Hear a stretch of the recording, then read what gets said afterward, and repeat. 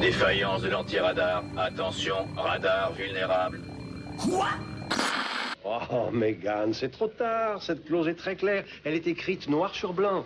Je ne vois pas comment tu pourrais te marier dans les prochaines 48 heures. Waouh!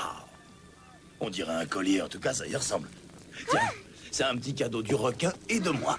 Ah, merci, c'est génial. D'accord, t'as gagné, tu montes à bord, mais tu parles pas, t'as pas le mal de mer et tu fais ce qu'on te dit. C'est moi qui donne les ordres et toi t'obéis, c'est clair?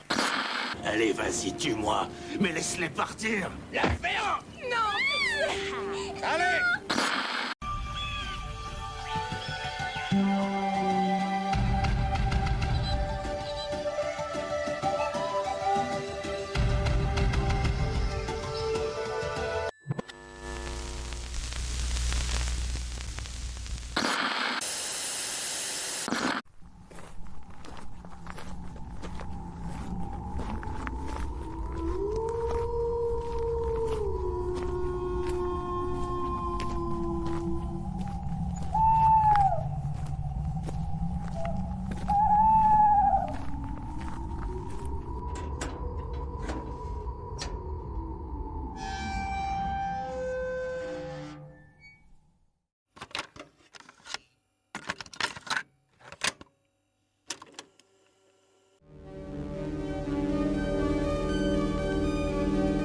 C'est quoi le concept de cet épisode? J'ai jamais écouté. Alors, je n'ai jamais écouté ce concept encore. T'as jamais écouté le son de la crypte? J'ai pas écouté quand tu fais ce concept-là. Ce concept? Bah c'est normal parce qu'il est tout nouveau. Bah voilà. Vas-y, raconte. Le concept, c'est finalement le même concept que d'habitude. L'idée, c'est de reprendre un épisode pilote ou un premier épisode d'une série et on l'a revu avant en fait. C'est vrai. Et ça t'a kiffé, j'en suis sûr. On l'a revu avant et le but, c'est d'échanger autour de cet épisode, de cette série culte ou non, ça on va le découvrir ensemble. Ouais. Mais finalement, le concept ne bouge pas. Ok. Voilà. Ça a l'air bien, hein. Ça a l'air génial. Bon. C'est quoi cette série?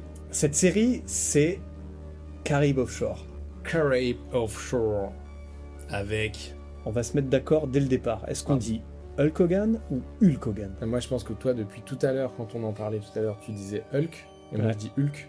Ok. Donc on reste comme on ça. reste comme ça.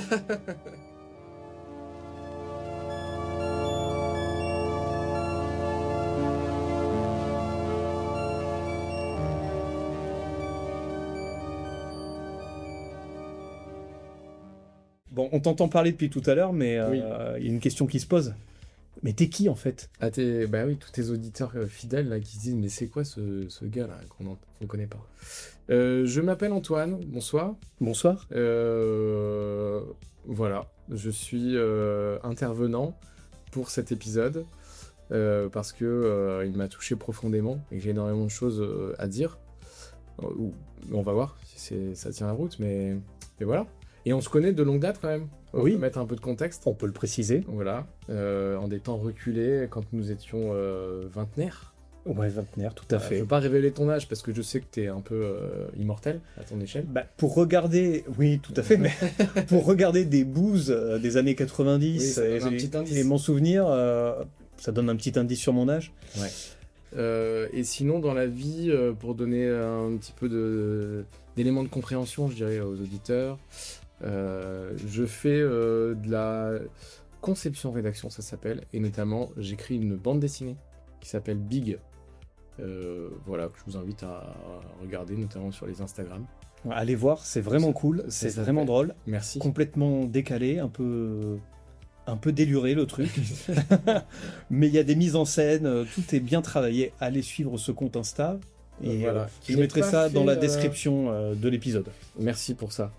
Et c'est une bande dessinée qui n'est pas faite avec des dessins, donc je préfère mettre un petit disclaimer pour les gens qui seraient choqués. Je dis pas comment c'est fait du coup, mais ça donne envie, c'est un peu le teasing, tu vois. Voilà. Allez découvrir ça vaut vraiment le détour. Merci. Bon. Donc aujourd'hui, on a décidé ensemble de s'attaquer à Tu me l'as imposé, arrête de faire genre t'as été démocratique. Je l'ai peut-être imposé, effectivement. Donc on a décidé de s'attaquer à un monument du nanar télévisuel des années 90. on l'a dit tout à l'heure, Caraïbes Offshore ou Thunder in Paradise en version originale. Alors, avant d'aller plus loin, on va faire un résumé rapide de la série, au cas où vous seriez passé à côté. C'est un résumé que j'ai piqué sur le site IMDb, c'est très simple, c'est l'histoire de 2 anciens Navy SEALs qui travaillent comme mercenaires sur un bateau de haute technologie. Oui. Ce qui veut tout et rien dire. C'est vrai qu'à ce stade, t'as pas forcément envie de te ruer dessus déjà. Non, c'est À part pas très pour la vendeur. présence de Hulk. Hogan. J'ai vraiment envie de dire Hulk aussi. Ah, tu vois, t'as envie de dire Ça sonne Hulk. vachement mieux. Avant de vraiment préciser comment elle était, quand est-ce qu'elle a été créée, qui joue dedans, etc., est-ce que tu pourrais nous parler peut-être de ton premier souvenir de Caraïbes Offshore? Est-ce que t'en as un? Pour moi, c'est une série qui passait sur M6. Tout à fait. Après d'âpres recherches, j'ai découvert qu'elle passait à 19h sur M6. Et vraiment, je pense que donc j'avais 12 ans et j'étais pas devant la télé à cette époque-là, à cette heure-là en tout cas. Donc j'ai vraiment le souvenir d'un truc, une énième série random de M6. Et donc ce qui me frappe juste, enfin ce qui me revient, c'est juste le folklore très Miami qu'on voyait en fait dans plein de séries de l'époque. Et assez vite, je me disais ça me concerne pas. Et soit je changeais de chaîne, soit j'allais faire autre chose. Voilà. C'est ça mon souvenir flou. Et en fait, le revisionnage était vraiment fidèle à mon souvenir, Ok. puisque je l'ai aussi vu flou, ripé sur Dailymotion, en version dégueulasse, passé, donc format original 4/3 évidemment, étiré en 16:9. Donc vraiment les conditions les plus mauvaises pour regarder la série.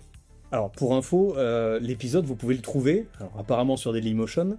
Il est également sur YouTube, ce premier épisode-là. Donc, je mettrai les liens également dans la description si vous voulez revoir cet épisode qui vaut vraiment le détour. Mais ça, on va en parler. On verra si ça donne envie. Ok. Moi, mon premier souvenir, donc si la série a été créée en 94, et ça on va y venir, elle a été diffusée en France en 95, donc j'avais, je veux dire mon âge, hein, j'avais 15 ans à l'époque.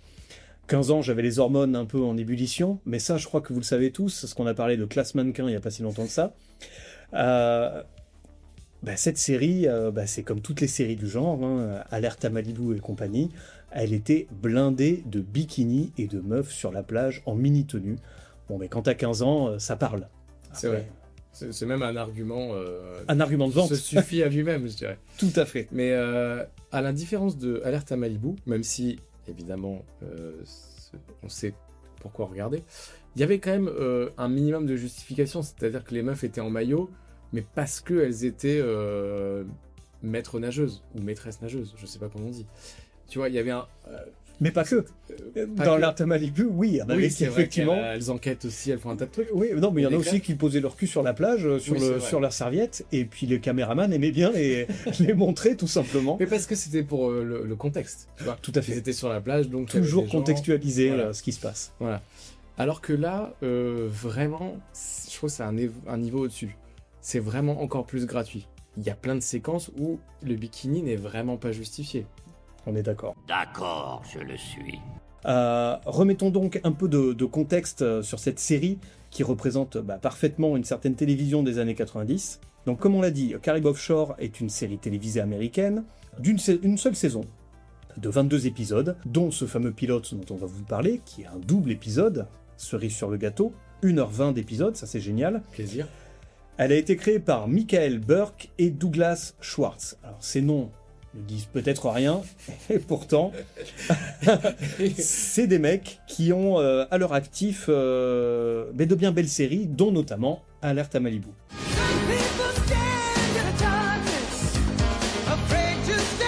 Ça suffit maintenant. D'où les bikinis qui peuplent les plages, les restos et toutes les scènes de la série. Thunder in Paradise a été créé en 1994 et en France on a pu les découvrir sur M6. Effectivement, tu t'en souvenais Antoine. En 1995, elle a été aussi diffusée sur Série Club, pour ceux qui avaient la chaîne. Dans les faits marquants, donc on a parlé de deux noms un peu inconnus, il y a également Hulk Hogan, qui est à la production de la série. Oui. Donc il était vraiment impliqué, mais il n'a pas subi totalement le truc. C'est-à-dire qu'il est vraiment impliqué dans la série dans l'écriture. Enfin, il a eu un droit de regard sur l'écriture, on peut supposer. J'imagine. Il n'a pas été pris à revers, je dirais. Non. C'est important, je pense, pour la suite. Quand on va parler du scénario, ça veut dire qu'il l'a validé. Enfin, je veux dire, tu vois, il est partie prenante dans tout ce qui lui arrive. T'essayes de dire quoi, finalement? J'essaye de dire, mais sans spoiler, que Qu'il a il est cautionné? responsable du résultat. Tu vois, Ah oui. parfois on va chercher des acteurs ou des célébrités pour leur nom, pour leur fame, et puis elles se retrouvent dans un nanar malgré elles. Là, je veux dire, il a été proactif dans la création de cette chose. Voilà. Donc, la responsabilité lui revient en grande partie. Voilà. Je veux juste poser sans vouloir shamer qui que ce soit. Hein, voilà. On Merci, est d'accord. bonsoir. Après, certainement que la production voyait un intérêt aussi d'avoir un nom comme Hulk Hogan au pic de sa carrière. Donc pour ceux qui le connaissent pas, Hulk Hogan était quand même un catcheur des années 80-90, hyper connu.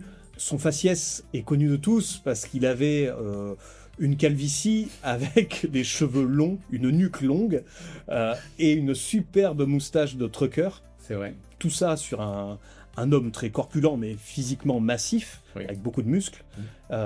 Donc imaginez ce blond à la nuque longue avec ses énormes muscles, faire du catch et sauter sur d'autres hommes tous huilés.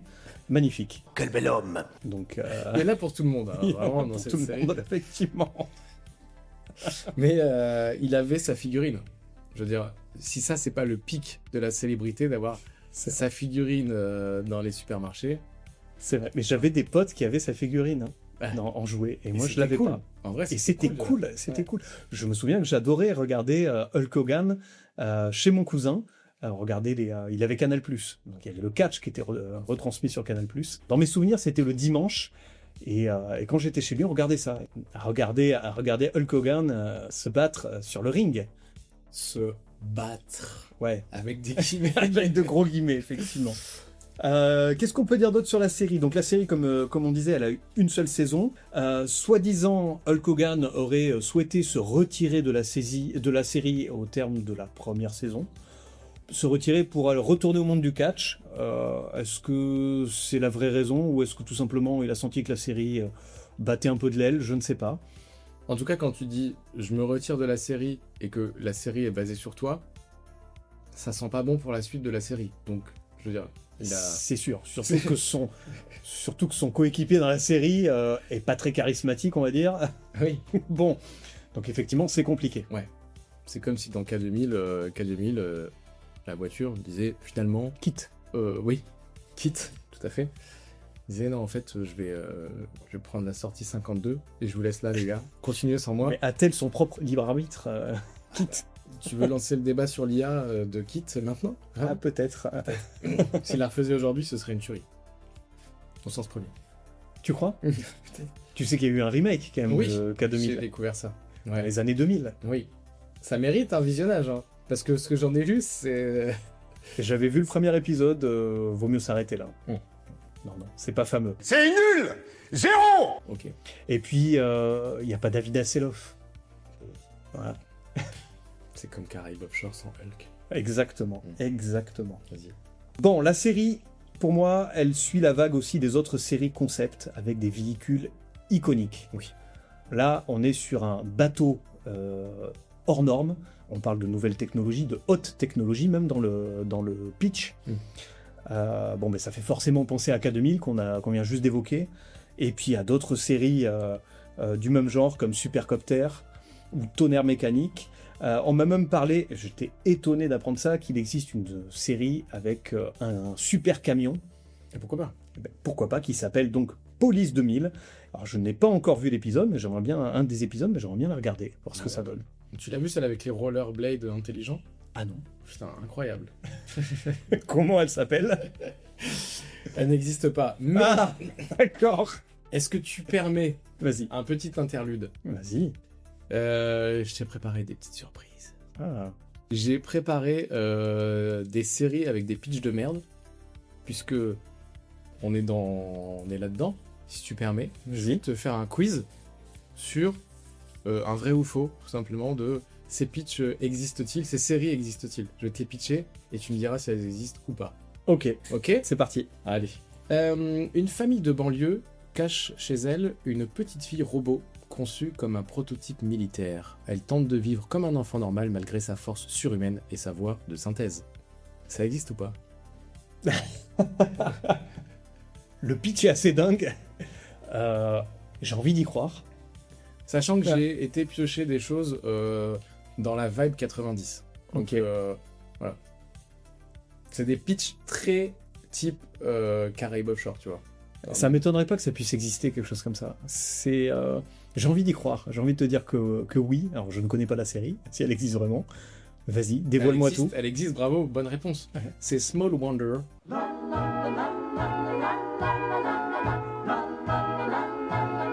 Ok. Et quand j'ai vu la cover du truc, de la série, ça m'a fait un petit flashback. Je crois qu'on avait aperçu ça en France. Une petite fille, c'est une sorte de Astro, le petit robot, tu vois. Ouais. Son petite fille, avec des circuits imprimés scotchés dans le dos, pour que ça fasse robot, hein, évidemment. Le principal d'un lycée est remplacé par un extraterrestre infiltré qui tente de comprendre l'humanité en faisant un maximum de pranks pour étudier les réactions des étudiants. Non, ça n'existe pas. Bravo. Après le crash de son vaisseau, un extraterrestre sarcastique s'installe chez une famille américaine typique. Il accumule les catastrophes et tente régulièrement de manger le chat. Oh, ce serait pas Alf? Ce serait Alf, que ça m'étonnerait pas. Tu n'es plus un chat, mais une madeleine. Un couvent cache une unité d'intervention motorisée composée de nonnes expertes en poursuite à moto. Leur mission, combattre un cartel qui vole des reliques chrétiennes. Le pitch est dingue. On a envie de la voir, cette série. Je sais pas si on a envie de la voir. Mais de la curiosité quand même. Non, je n'y crois pas. Turbonance, Turbonance? ça n'existe pas. Ah, ok. Ouais. La mère du héros meurt puis se réincarne dans une voiture parlante. Elle continue à commenter sa vie sentimentale via le klaxon et l'autoradio. Je n'y crois pas non plus. Et bien cette série existe. Non. Et non seulement elle existe, mais en plus elle est hors catégorie puisque c'est une série des années 60. Ok. Autant dire que pour l'époque, elle a été jugée un peu trop absurde. Ok, Ce qu'on peut comprendre. ce que je peux comprendre. Comment s'appelle-t-elle? Elle s'appelle My Mother the Car.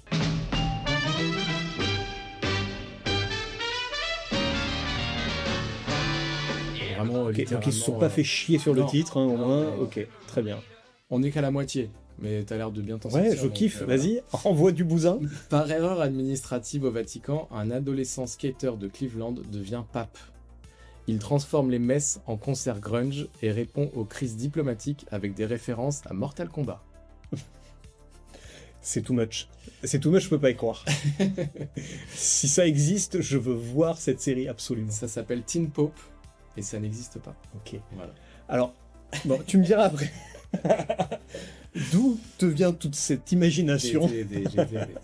Un hologramme bleu, généré par ordinateur, combat le crime avec l'aide d'une Lamborghini futuriste capable de faire des virages impossibles. À angle droit. Oh oui, Oui, oui. bah, bien sûr. Oui, bien sûr. Bah ouais, une Lamborghini. Une Lamborghini. Il y a un gars, une voiture, ça s'appelle Ottoman.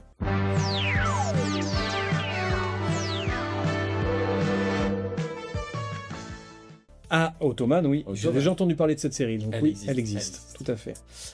Des vampires mutants fusionnent avec des véhicules pour semer le chaos sur les routes dans un futur post-apocalyptique. Et je précise que les véhicules sont des vannes. Ok. Ouais. Et que les personnages sont des vampires. Et qu'on pourrait presque deviner le titre de la série grâce à ça. Je sais pas, Vampire Van?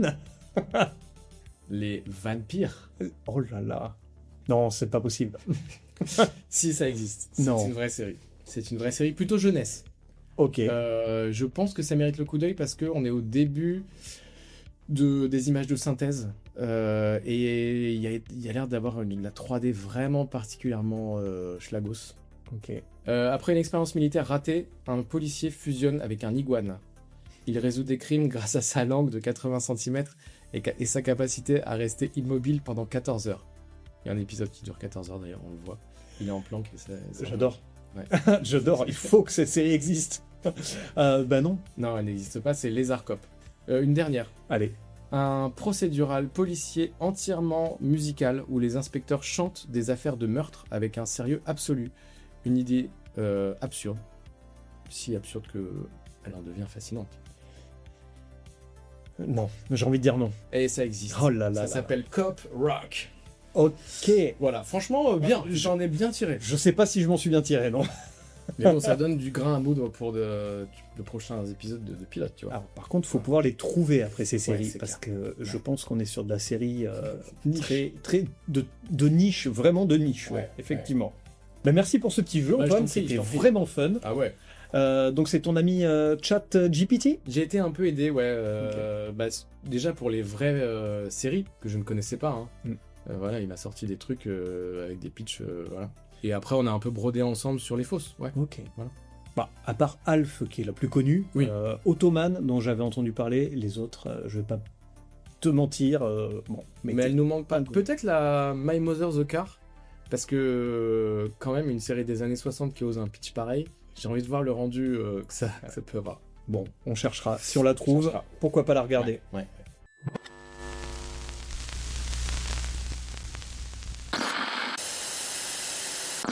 Revenons à Caraïbes Offshore. Alors, Oui. est-ce qu'on n'attaquerait pas par le générique, tout simplement? Ah si. Bon, on va pas se mentir, dès le début, la série annonce la couleur. On Ouais. sait dans quoi on met les pieds.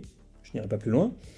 Et ce qu'il y a de particulier dès le départ, en fait, c'est qu'on a droit à un pré-générique. Oui. Je sais pas si ça t'a marqué. Si. Mais je sais pas si c'est propre au pilote ou si c'est toujours comme ça. Pour moi, c'est pas toujours comme ça, mais je pense que c'était comme ça à une certaine époque. On avait ces pré-génériques un peu. Alors, ce pré-générique, en fait, tout simplement, c'est un best-of, on va dire, de ce que tu vas retrouver dans l'épisode qui arrive, en fait. Oui. Voilà. Qu'est-ce que tu vas voir dans cet épisode? Ouais. Une façon de t'accrocher, de te faire rester, de te donner envie de regarder l'épisode. Parce qu'aujourd'hui, on retrouve dans les épisodes suivants. C'est-à-dire qu'on dit Previously on the. Et là t'as le résumé. En fait, là, ils ont foutu le résumé intégral de l'épisode au début. avant. Voilà. Mais en vrai, c'est les bandes annonces de films, tu vois. Ça fait un peu bande-annonce, Pour lesquelles effectivement. on se plaint d'avoir vu toutes les vannes. Ouais, bah là, c'est vraiment ça, quoi. C'est Et du coup, ça gâche un peu le plaisir, je trouve. complètement. Et ça te déconnecte du truc. Enfin, on n'a peut-être plus l'habitude de voir ça, en tout cas maintenant. Peut-être qu'à l'époque, ça nous choquait pas, mais c'est vrai que sur le coup, d'arriver là-dedans, j'ai pas trop compris. C'était un mix entre du générique et du pas générique, Ouais. avec des images de l'épisode, donc j'ai pas trop compris dans quoi je mettais les pieds en fait, Ouais. au départ. Mais après, tu vois, c'est peut-être propre au pilote. C'est-à-dire que mettons-nous à la place de quelqu'un qui est devant son poste sur M6 à 19h, qui a l'habitude de voir sa série, tu sauras dire mieux que moi peut-être ce qui passait à l'époque, mais il a ses petites habitudes, et là on lui dit, attends, on arrête tout, finalement aujourd'hui c'est Caraïbes Offshore avec Hulk Hogan. Oui. Bon, faut être un peu séduit, il faut quand même qu'on nous donne de bonnes raisons de rester. Ah bah là, on nous en donne des bonnes, Ah oui. finalement. Un gars musclé, de l'action, des bikinis, bon bah, finalement, 19h, un vendredi soir, t'as envie de rester. T'as pas grand-chose de mieux à foutre que ça, c'est vrai. Non, c'est clair. Voilà. Ce pré-générique servait peut-être pour combler un vide, donner envie. Ça témoigne certainement d'une époque aussi qui n'est plus parce qu'on ne voit plus. Donc voilà. Bon, et après on a eu le fameux générique qui n'est pas le véritable générique non plus de la série. Ah. Le véritable générique de la série apparaît à partir de l'épisode 2. Ah. Donc là on a ce pré-générique qui est un best-of et une sorte de mini-générique. Est-ce qu'on peut l'écouter là, en termes de bah, droit? Bien sûr. On a le On va droit. le mettre. Ouais. Ouais, on le met.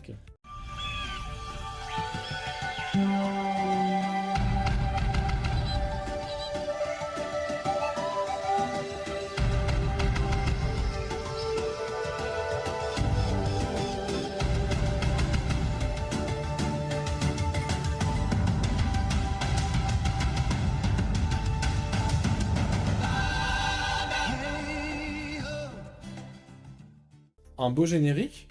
Visuellement, alors nous on l'a aussi regardé, donc pour les auditeurs il manque une partie des infos, mais ça fait très, je trouve, dans la forme Alerte à Malibu, Ah, complètement. avec peut-être plus d'explosions.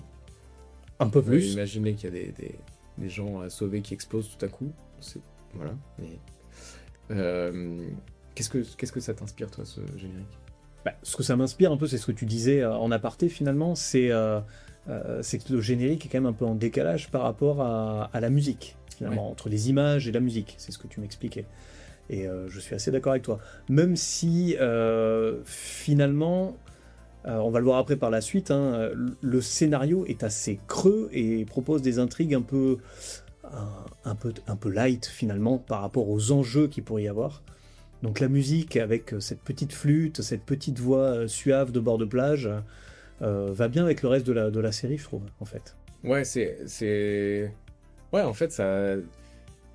La musique, elle est hyper chill, presque un petit peu vacances. Les images se veulent vraiment très action. Et en fait, la série, c'est vrai que c'est ça. En fait, elle se veut être une série cool, quoi. Ouais. Donc la musique est plutôt cool, Ouais. plutôt chill, avec des images un peu de bonhommes huilés, musclés, qui courent sur la plage avec de l'action. Voilà, on est typiquement dans les années 80-90, on veut de l'action à gogo, et c'est ce que nous propose finalement la série. Mais en toute détente. Mais en détente, Voilà. effectivement, on n'est pas là pour se stresser. Mais vient la question, finalement, à qui s'adresse cette série ? Oui. Parce que les gens qui veulent de l'action, est-ce qu'ils veulent de l'action rigolote ou un petit peu light ? On est en train un peu de spoiler la suite, mais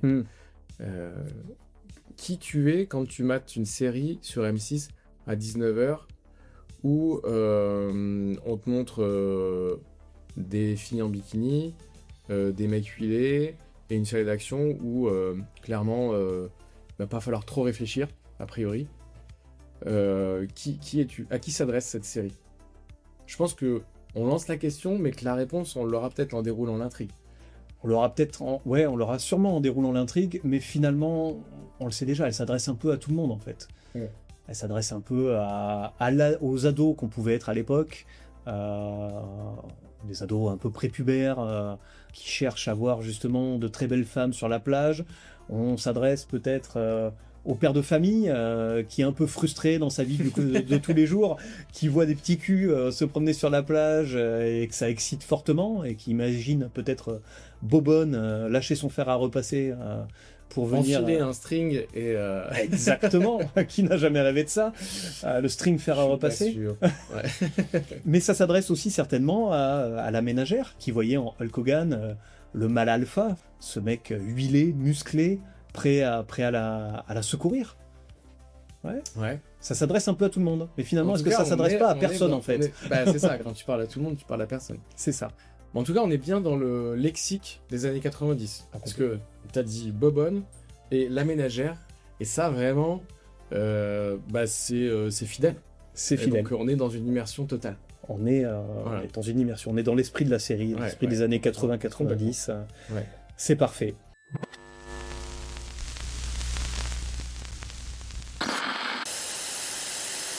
Bon, on va peut-être attaquer le casting, quand même, parce qu'il faut parler du casting. Oui. Je sais pas ce que t'en penses. Bien sûr.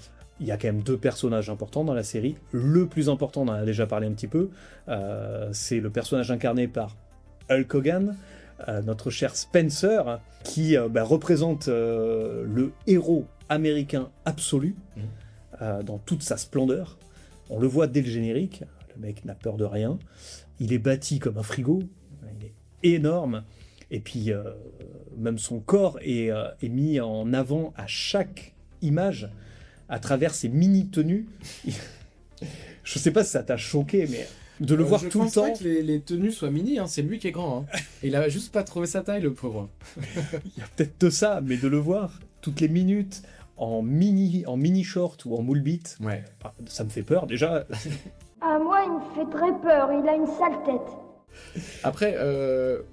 tout ce qui est esthétique, je t'avoue que moi, pour l'avoir maté en 16-9 à la place du 4/3, les proportions, j'en ai pas bien profité. Si tu veux, Hulk, il était déjà...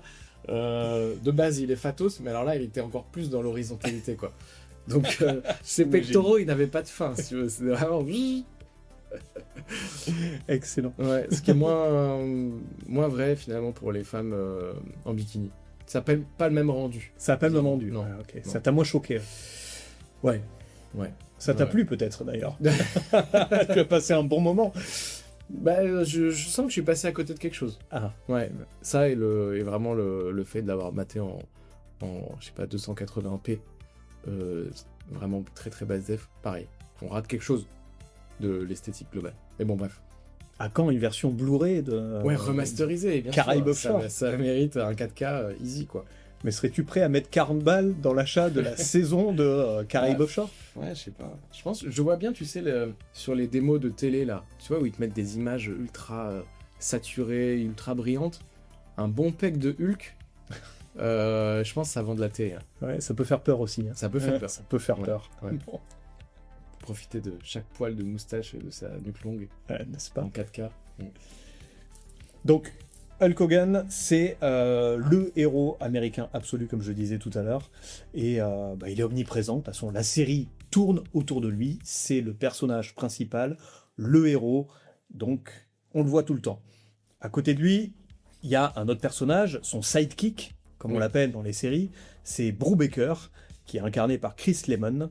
Un acteur, pour ma part, que je n'ai vu que dans Caraïbes Offshore. Alors apparemment, j'ai fait quelques recherches, il a fait quelques apparitions ici et là, notamment dans Le Caméléon, mais rien de bien transcendant. Concernant son personnage, bon, on en parlera peut-être quand on déroulera certaines scènes.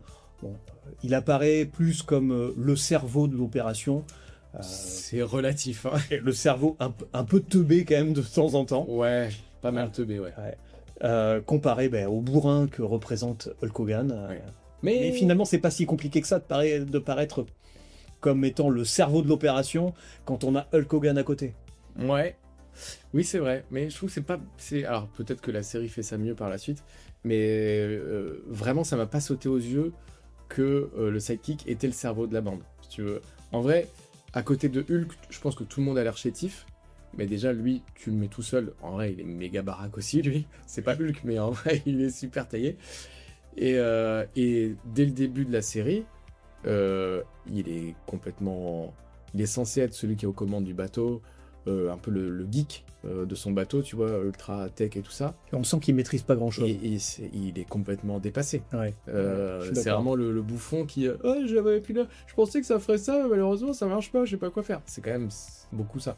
Et limite, Hulk est plus sage que lui, je trouve. Il dit, ok, bah si ça marche pas, on va plutôt faire comme ça. Tu vois, il est dans la solution.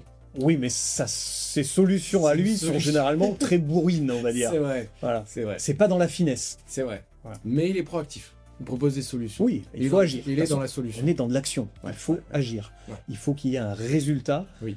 Il faut que ce soit... Il est orienté résultat, Hulk. Ah ben complètement. Voilà, Et il obtient des résultats. C'est Ouais. ça qui est intéressant. c'est ça. On avance dans les personnages marquants Oui. de la série. Il y a Kelly, interprétée par Carol Alt, qui elle aussi n'a pas eu, à ma connaissance, une carrière fulgurante. Elle est surtout connue parce qu'elle a fait du mannequinat. Et on va pas se leurrer, c'est une très belle femme. Elle a été aussi modèle Playboy, comme par hasard. Ouais. Et donc dans la série, en fait, c'est le love interest de Brubaker. Elle semble, c'est comme ça que je l'ai un peu perçue, être un peu une femme forte, assez indépendante, comparée à l'autre femme Oui. de l'épisode. Mais elle montre une certaine... elle sait ce qu'elle veut, elle sait où elle va, et on lui fait pas à l'envers. Et j'ai trouvé que c'était un personnage plutôt intéressant. Oui, elle est moins cruche que la moyenne. Tout à fait, moins cruche que l'autre. Oui, bah ouais. Justement... Et je sens que t'as envie de parler de sa scène phare. Ah oui, c'est vrai, tout à fait. Alors, c'est vrai qu'il y a une scène, il y a une scène qui m'a marqué, mais je m'en souvenais plus du tout en fait. C'est en revoyant cette Ouais. scène-là que ça m'a fait tilt. Et j'ai eu l'impression de revenir 20-30 ans en arrière. 30 ans en arrière, effectivement. Cette scène, c'est quand elle est au bar, donc elle est barmaid en fait sur la plage. Et donc Kelly décide d'allumer deux petits jeunes qui sont au bar, qui commandent une boisson quelconque. Et donc elle prend une cerise dans sa bouche, elle enlève la cerise, elle garde la tige de la cerise, Qu'on peut appeler la queue de la la cerise. queue de la cerise, tout à fait. C'est que je voulais pas dire le mot queue, mais merci. Parce que de suite ça va devenir tendancieux. Bah oui, mais en même temps... Mais en même temps, c'est le sujet. Hein. Et Kelly a réussi à faire un nœud avec cette queue dans sa bouche, donc avec sa langue. Une prouesse. Une prouesse, Ouais. une prouesse. Et finalement, en revoyant la scène, j'ai eu un flash. Je me suis souvenu de cette scène, et je me suis souvenu que ça m'avait marqué quand j'avais 15 ans. Alors, pourquoi ça m'a marqué? Et c'était pas une... J'ai pas de terme. Une ressucée, une repompe, il y en a aucun qui marche. Le terme de ressucé est Et- parfait. Ouais. Mais effectivement, est-ce que mais ça en serait fait, pas dans un autre film On la dans- connaît cette scène, en vrai, c'est un peu un gimmick de meuf qui essaie de faire la chaudasse, quoi. Non? C'est un peu Ah, ça, c'est non? possible. Le truc de montrer... Enfin, Mais à même- mon avis, c'est un clin d'œil. C'est pour ça que moi aussi, j'avais pas maté Caribe Offshore, et quand j'ai vu ça, je me suis dit, ah, ça, j'ai déjà vu. C'est pas un Mais peu t'as un- peut-être raison. Et maintenant que tu le dis, je me demande si c'est pas dans un film, Ouais. ou peut-être une autre série, mais peut-être plus dans un film qui a eu cette scène. Et Mm. effectivement, ce serait soit un clin d'œil, soit une ressucée, comme tu dis. Le terme est très à propos. Peut-être rechercher. Si vous qui nous écoutez, vous avez la ref, Ouais. n'hésitez pas à venir nous la dire en commentaire parce qu'effectivement, c'est peut-être une remarque judicieuse. Mais c'est vrai que c'est le seul personnage féminin qui n'est pas un bout de viande. Enfin, Quand Bourreau Baker, si, il veut se la taper, clairement. oui, mais il galère. Il galère. Voilà. Ouais. Donc c'est la seule qui a une place à peu près à la hauteur des hommes. Effectivement. Les autres. Mais c'est ça qui est intéressant chez elle. Voilà. Ouais. Tout à fait. Et donc à côté d'elle, il y a Megan, qui est interprétée par Felicity Waterman. Alors elle, vous avez peut-être pu la voir à droite à gauche, elle a fait pas mal d'apparitions dans des séries de seconde zone pour la plupart.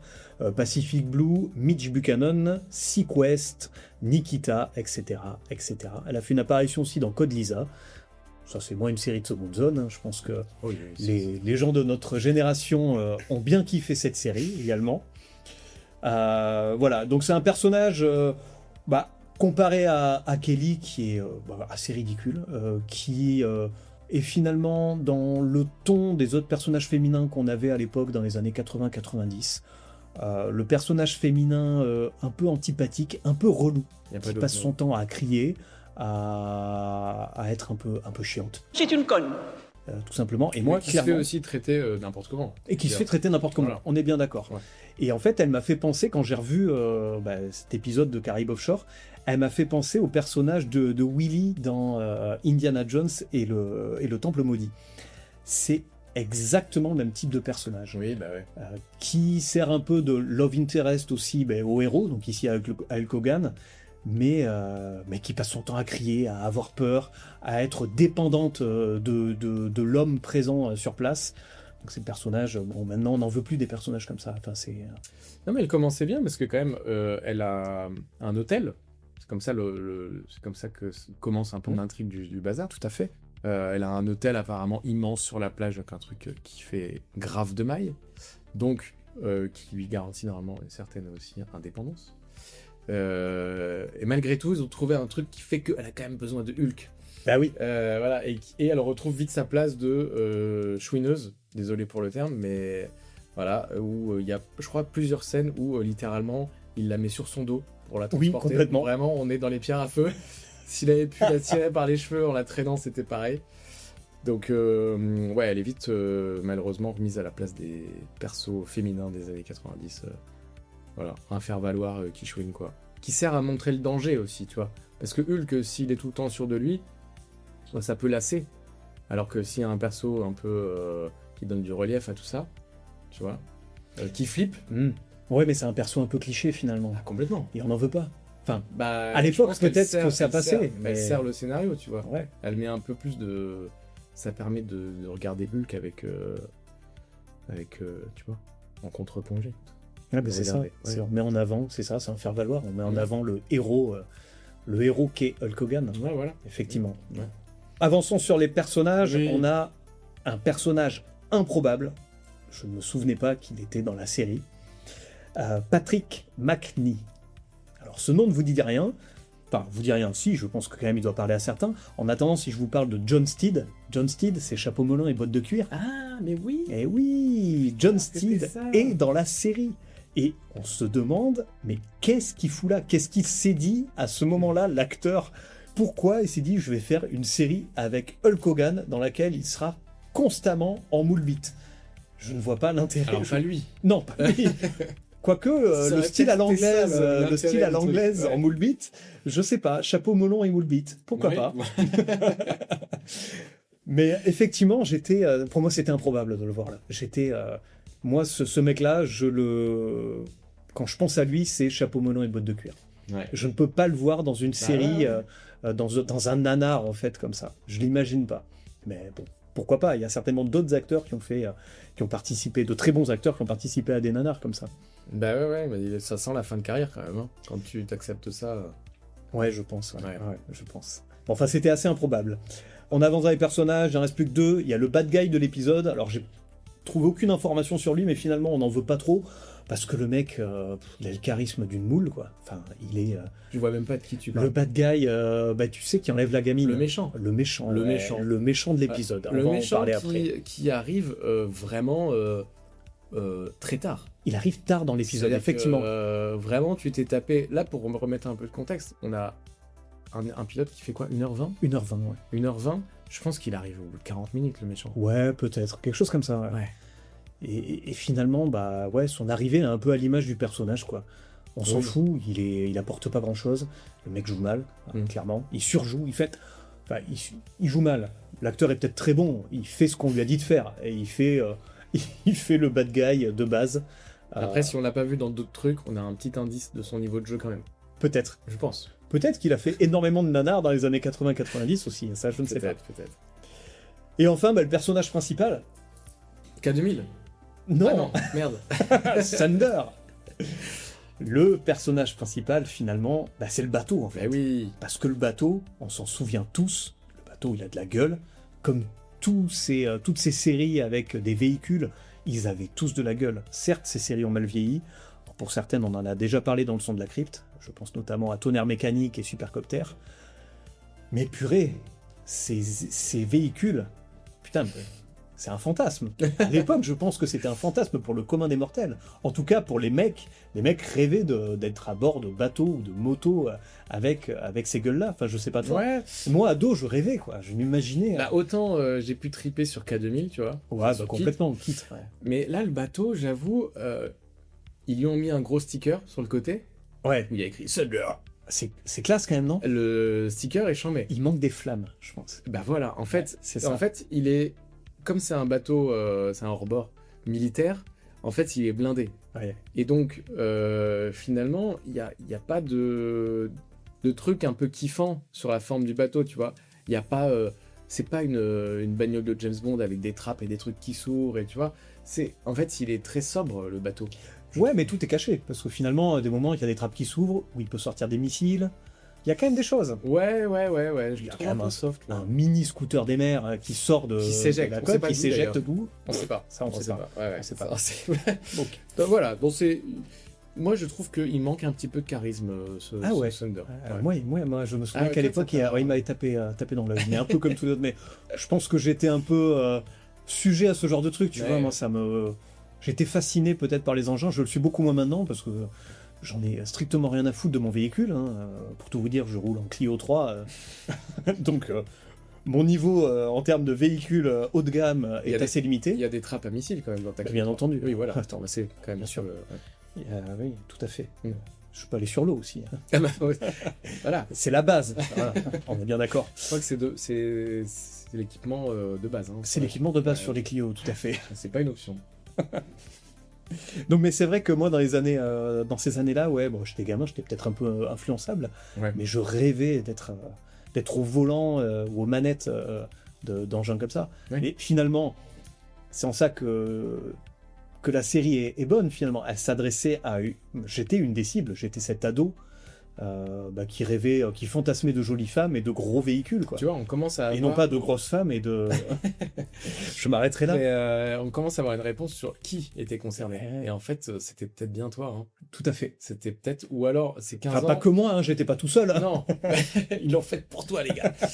Mais non, 15 ans, je pense que c'est le bon âge ou âge mental qu'il faut avoir pour être vraiment dedans premier degré.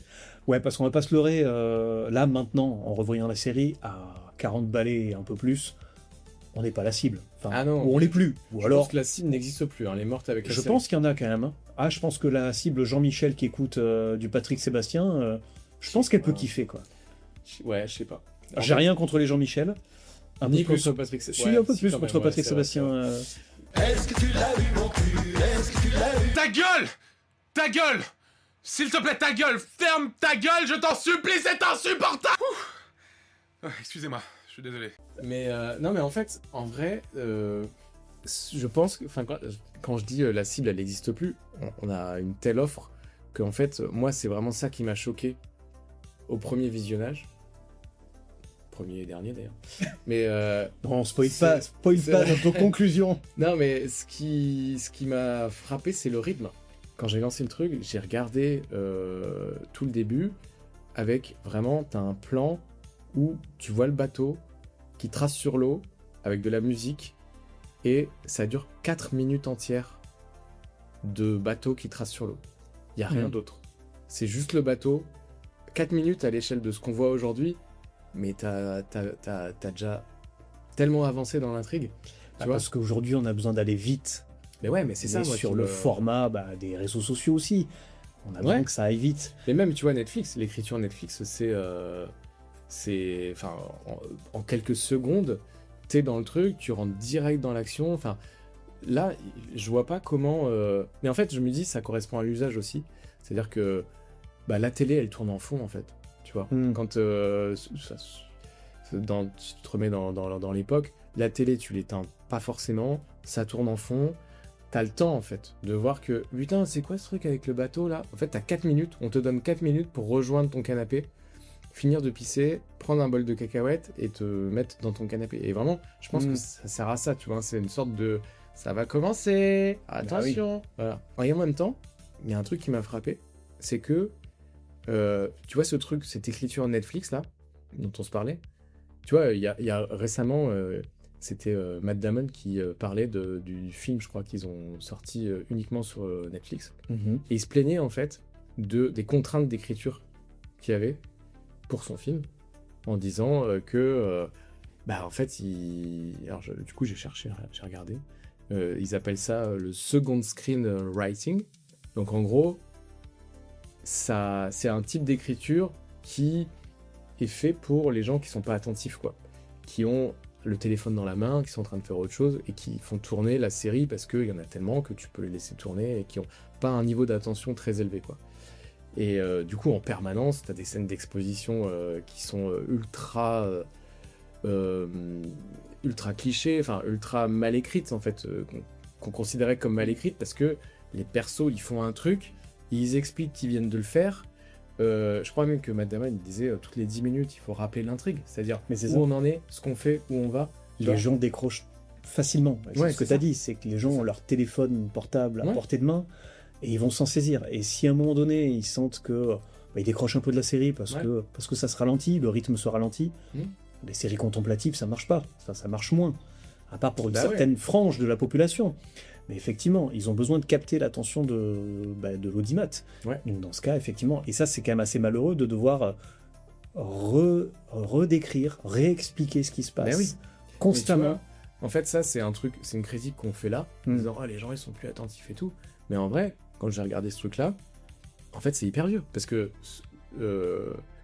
justement, Caraïbes Offshore, tu vois, je te lis la description de ce qu'est le second screen writing là. Donc c'est la grammaire d'écriture d'aujourd'hui pour ces séries-là. Personnages qui décrivent leurs émotions. Ils le font. Et ils le font en plus très mal. Intrigue rappelée toutes les 10 minutes. Pareil. Absence d'ambiguïté. Bon bah ouais, c'est ultra manichéen. Tu sais qui sont les méchants, tu sais machin. Il n'y a aucune subtilité dans les persos. Tu le prends en cours de route, t'as tout de suite compris qui était le méchant et qui était le gentil. C'est pas de la série très cérébrale non plus. Non, mais tu vois, ce que je veux dire, c'est que ce type de consommation qu'on décrit aujourd'hui en disant qu'est-ce que c'est con, en vrai, ça date pas d'hier, quoi. Tu vois. Scène courte et ultra fonctionnelle, peu de narration visuelle pure, où, c'est clair que l'action, elle est là pour enrober, mais c'est un prétexte. Tu vois ce que je veux dire? C'est que tu peux très bien aller pisser 10 minutes, revenir et t'es pas perdu. Ah non, là le scénario tient quand même sur un post-it, on va pas se mentir. Non mais voilà. C'est quand même assez creux. Mais effectivement, je comprends ce que tu veux dire. Ce que je veux dire, c'est qu'on critique vachement le niveau d'attention, mais en fait à l'époque, c'était aussi un peu la même chose. Après, pour dans d'autres circonstances peut-être, tu vois, peut-être que tu te levais, t'allais faire ta vaisselle, j'en sais rien, et puis peut-être la télé elle tournait en fond et et tu allais et venais devant ton poste, quoi. Après, les séries étaient peut-être plus lentes à l'époque, tout simplement aussi. Ouais, je pense aussi qu'il y a ça. Il y a cet effet-là. Là, effectivement, on est dans des productions qui veulent toujours aller vite, rappeler les choses. On était dans une autre époque, finalement, où tout était peut-être un peu plus posé, un peu plus lent. Ouais. Après, pour revenir à Caraïbes Offshore, les scènes qui prennent du temps, notamment la scène du bateau, par exemple, tu peux faire le parallèle avec Tonnerre Mécanique, K2000, on est là pour montrer aussi un véhicule. On revient sur ce véhicule, justement, qui est le faire-valoir de la série. On parle d'une série qui met en avant un objet particulier Oui. qu'il faut montrer. Mais ça, Donc, j'ai il y a pas de problème avec besoin. ça, tu vois. Ouais, mais C'est même comme la patte patrouille, quand ils vont chercher leur véhicule, tu te tapes le générique où tu vois les super bagnoles, là tu kiffes, t'étais venu pour ça. ouais, mais Ce là qui me surprend, c'est maintenant, la durée, en fait. maintenant, moi j'ai plus envie de passer 4 minutes à regarder un bateau, même si je le trouve très beau. Bah oui, C'est oui. 4 minutes à regarder un bateau sur l'eau qui va très très vite, quoi. Ouais. Ça me saoule, clairement. C'est aussi d'autres moyens, J'ai plus envie c'est-à-dire de ça. que, tu vois, c'est aujourd'hui mettre un bateau, c'est pas assez spectaculaire pour que ça justifie le visionnage. Hmm. Tu vois, on a un niveau d'exigence qui est beaucoup plus haut aussi, quoi. Donc avant, voir juste le bateau, ça t'accrochait. Aujourd'hui, c'est un plan parmi d'autres, quoi. Enfin, C'est un plan parmi d'autres, mais après, ça répond aussi à la cible. Encore une fois, c'est une cible qui voulait voir quoi? Qui voulait voir des gros engins, qui voulait voir de l'action, et qui voulait voir des culs. Bon, ben finalement, la série, en 1h20 d'épisode, là où elle fait la focale, à chaque fois, c'est sur ces 3 éléments-là. Mm. Les scènes d'action, Ouais. les explosions, tu vois les explosions qui sont répétées 2, 3 fois, oui. à des angles de caméra différents. bah, faut en profiter. Le bateau, tu le vois comme tu disais 4 minutes, après tu le revois 4 minutes, tu le revois 2 minutes. Les culs, la scène de départ où tu vois des Oui. bikinis sur la plage, c'est interminable. Alors c'est clairement signé par les producteurs de Alerta Malibu. Hein. Ouais. On va pas se mentir, dans Alerta Malibu, t'as exactement la même chose. Ouais, ce qui est choquant, c'est que c'est vraiment... t'es sur du clip. C'est-à-dire que ça Ouais. ne sert pas du tout le scénario.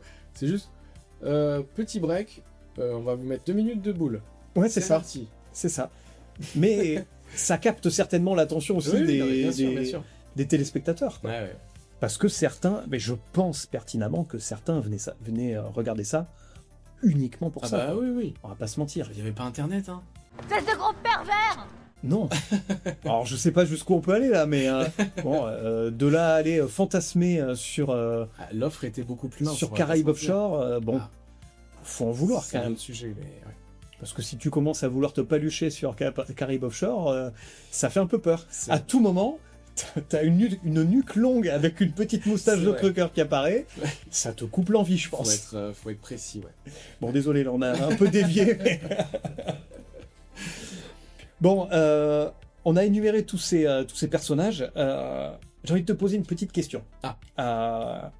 Quel est ton coup de cœur parmi tous ces personnages? Est-ce que tu as un coup de cœur entre ceux qu'on a énumérés? Bon, Sander, le bateau, Alors.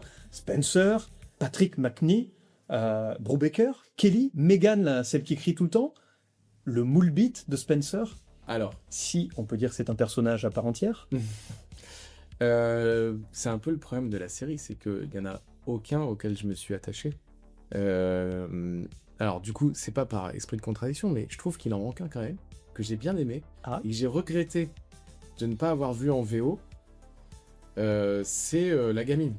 Parce qu'en fait, bien sûr qu'elle joue comme une gamine, mais malgré tout, j'aurais bien aimé entendre un truc. C'est un des rares trucs, je pense, qui peut être authentique dans cette série, voire peut-être qu'elle joue mieux que la moyenne, tu vois. Et j'aurais bien. Alors, elle a la voix vraiment de toutes les gamines des séries et des années 90 Ouais, en parce que français. Pour vous dire, hein, on a regardé l'épisode en français, hein, donc Oui, bien sûr, en VF. avec en Ouais, VF, avec le doublage. Et effectivement, elle a une voix assez particulière. Je me demande même, faudrait regarder, hein, je me demande si c'est pas la nana qui doublait Dragon Ball. Si, Parce que dans la voix, dans l'intonation, on dirait, je sais plus comment elle s'appelle. en tout cas, c'est une voix qu'on a surentendue. Complètement. Je pense la moitié des séries avec des gamines, c'est elle qui fait la voix. Mais voilà, j'ai bien aimé ce personnage qui est en fait presque la moins teubée de toute l'équipe. Hein.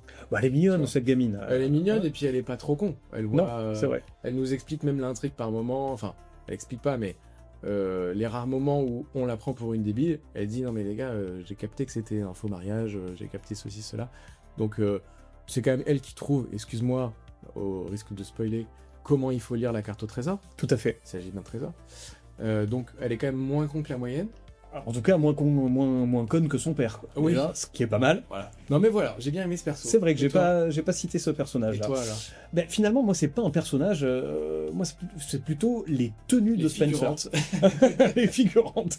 Non, pas les figurantes, non. Les tenues de Spencer, en fait. J'ai été Ah ouais. ébahi par le nombre de tenues improbables que porte Hulk Hogan C'est pendant vrai. toute la série. Ouais. Alors, c'est pas un personnage à part entière, ça fait partie de son personnage à lui. Mais je me souvenais pas qu'il mettait autant de mini-shorts C'est vrai. et de moule bits. Je pense que c'était la mode, certainement dans les années 80-90, À Miami, sûrement. certainement, mais c'est hallucinant, quoi. Et puis ça lui fait un look, comme tu disais, le mec, il est quand même fatos, quoi. Il est musclé, il est imposant, et de le voir dans ces mini trucs, C'est vrai. ça fait quelque chose, quoi. Les mini trucs et aussi il y a quelques moments dans la série où il est en costume. Oui. Et c'est presque aussi étrange que de le voir en string. Mais il est toujours engoncé dans ses costumes. Ouais. On sent qu'il est pas à l'aise, quoi. Tu vois, Hulk Hogan, on le connaît comme catcheur. Du coup, presque le voir en slibard, même si c'est rigolo, c'est comme ça qu'on le connaît. Oui, Moi, oui. ça m'a presque plus fait bizarre de le voir parfois en costard blanc, là, C'est très vrai. Miami Vice. Tu fais, ah ouais, non, c'est vraiment... T'es mieux en slip, en fait. Hein. Vraiment, ça ne te va pas du tout. Ça lui va bien, parce que dès qu'il a l'occasion de se mettre en slip, vrai. il le fait. C'est C'est vrai. vrai, c'est Ouais. vrai. Ouais. Bon voilà, donc ce n'est pas un personnage, mais en tout cas, c'est ce qui le- m'a marqué le dans slip. Ok. dans cette série, le slip de Hulk. Ok.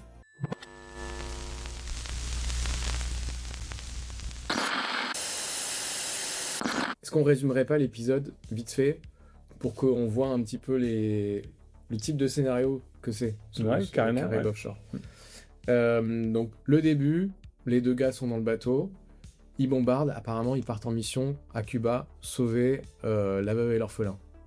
Voilà. On se prend 10 minutes de ça. Mhm.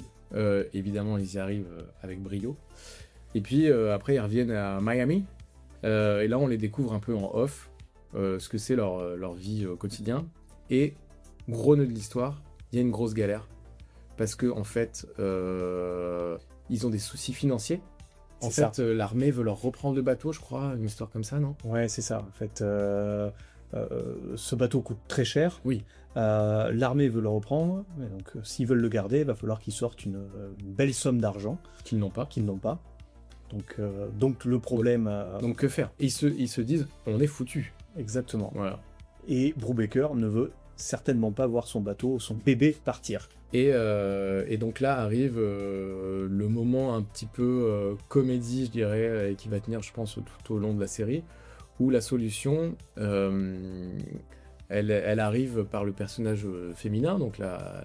Comment elle s'appelle? Megan. Megan, qui est propriétaire de l'hôtel, et qui aussi, de son côté, a une grosse merde. Il y a une petite ligne dans son testament, dans le testament de son père, du père qui lui léguait l'hôtel en question, une petite ligne fâcheuse qui dit que, en gros, si elle n'est pas mariée, elle ne pourra pas réellement hériter de l'hôtel. Effectivement. Et donc, elle a 48 heures pour se marier, pour trouver un mari. Sinon, son oncle, qui est donc incarné par notre célèbre John Steed, va reprendre les rênes de l'hôtel. Et Ça, on veut Meghan, elle ne veut pas ça. Ouais. Donc, si vous êtes assez intelligent, vous avez relié les points. Voilà. Et donc, on comprend vite qu'une des solutions, enfin, en tout cas, la plus intelligente du groupe, qui est Kelly, a vite compris la solution. C'est de faire un mariage, un faux mariage. Un faux mariage. Un faux mariage Un entre, mariage arrangé. voilà, entre Donc- Meghan et Hulk Hogan. Voilà. Enfin, Meghan et Spencer. Et Spencer. Et donc, c'est comme ça qu'il se retrouve avec un personnage qu'il suit dans ses aventures malgré lui. Mm. On arrive sur ce fameux personnage cliché des années 90, là, de la femme qui est là malgré elle, qui est là comme une extension, une espèce d'appendice relou qu'il faut se trimballer. Oui, mais un appendice relou qui lui sert bien, finalement. Qui lui Parce sert qu'ils bien. voient un intérêt derrière. Ouais, financièrement. Mm.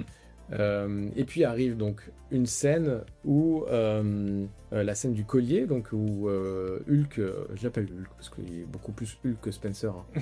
Il découvre un collier dans l'estomac d'un requin et donc il le donne à sa fille. Et je me rappelle plus comment on découvre que ce collier renferme une carte au trésor. En fait, c'est là où, au bout de 40 minutes à peu près, on a le méchant de l'épisode qui apparaît, Don Tsezu, qui est dans son bateau en train de regarder un journal. Et sur le journal, il découvre une photo de la fille de Spencer avec le fameux collier. C'est ça. Et apparemment, cet homme est et s'y connaît en collier et en bijoux de valeur, et il sait que ce collier vaut des millions. Donc il est très intéressé pour le récupérer. Et donc, on enchaîne, on se retrouve au faux mariage de Meghan et Hulk, et donc notre méchant débarque à ce mariage pour essayer de récupérer le collier auprès de la jeune fille, auprès de Jessica. La petite fille. La petite fille de Hulk, effectivement. Ouais. Celle-ci ne veut pas s'en séparer. Bah non, c'est un cadeau de papa. Effectivement. Donc il décide tout simplement de l'enlever, de prendre le collier de force. Le collier est cassé. Hulk, en tant que père, en tant que très bon père, décide de ramasser toutes les petites pièces du collier pour refaire le collier pour sa fille. Et sa fille, la plus intelligente de la série après le bateau, découvre que ce collier en fait est une carte au trésor. C'est une carte au trésor. Effectivement. Et donc là, on bascule vraiment plus dans un film d'aventure. Ouais, on part à l'aventure. Chasse au trésor. Voilà. Là, c'est Indiana Jones un peu. Voilà. Donc là, les deux partent à l'aventure. Enfin, Hulk, son pote et sa nouvelle femme partent chercher le trésor puisqu'ils ont une carte assez précise. D'ailleurs, c'est aussi la gamine qui reconnaît l'endroit, je crois. Oui, je crois que c'est ça. Le dessin, voilà. Donc bref, ils y vont. Ce qu'on comprend, c'est qu'évidemment, très vite à leur trousse, il y a le méchant avec toute sa clique qui les poursuivent jusqu'à l'île au trésor. On rentre pas dans le détail, mais ils finissent par les rattraper. Ça se passe mal, ils luttent et ils passent vraiment à 2 doigts de crever tous. Hein. Ils finissent avec enchaînés avec. T'en fais trop là. Peut-être. Mais ils finissent au fond de l'eau. Et ils arrivent à s'en tirer, et ça, c'est vraiment un des passages. Mais ça, on s'en doutait qu'ils s'en tirent. Bien sûr, ouais, mais quand même. Quand même. Moi, j'étais pas bien. Quand j'ai vu la petite fille au fond de l'eau, je me suis dit, la pauvre. Ouais. Mais les méchants les rattrapent. Évidemment, ils se canardent les uns les autres. Et puis, ils s'en tirent, et tout le monde va bien. Et tout le monde va bien, de toute façon. Il y a un petit épilogue. Il y a un petit épilogue, mais on en parlera peut-être après, parce qu'il est assez croustillant. C'est vrai. Il mérite, je pense, l'audio, au minima. Ah, peut-être. Oui, c'est vrai. Je pense que vraiment, c'est... Ouais. On en parlera après. Bon, là, c'était le pitch de l'épisode. Finalement, on vous a déroulé un peu le fil de l'épisode. On est pas rentré dans les détails. Comme ça, on a la trame. Vous allez pouvoir un peu suivre les quelques scènes sur lesquelles on va zoomer plus particulièrement.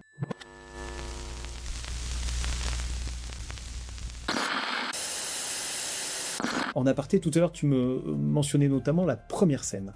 Quand même 20 premières minutes où ils sont direct dans le feu de l'action, où ils doivent aller récupérer un mec, l'exfiltrer. Non, la famille d'un mec. La famille d'un mec, oui. La femme et le fils. Voilà. Ouais. C'était le début de l'épisode, donc j'ai quand même pris quelques notes. Après, j'ai arrêté parce que c'était trop d'informations. Mais quand même, ils devaient arriver. Donc ils arrivent avec le bateau, ils s'en approchent. Ils arrivent avec l'anti-radar.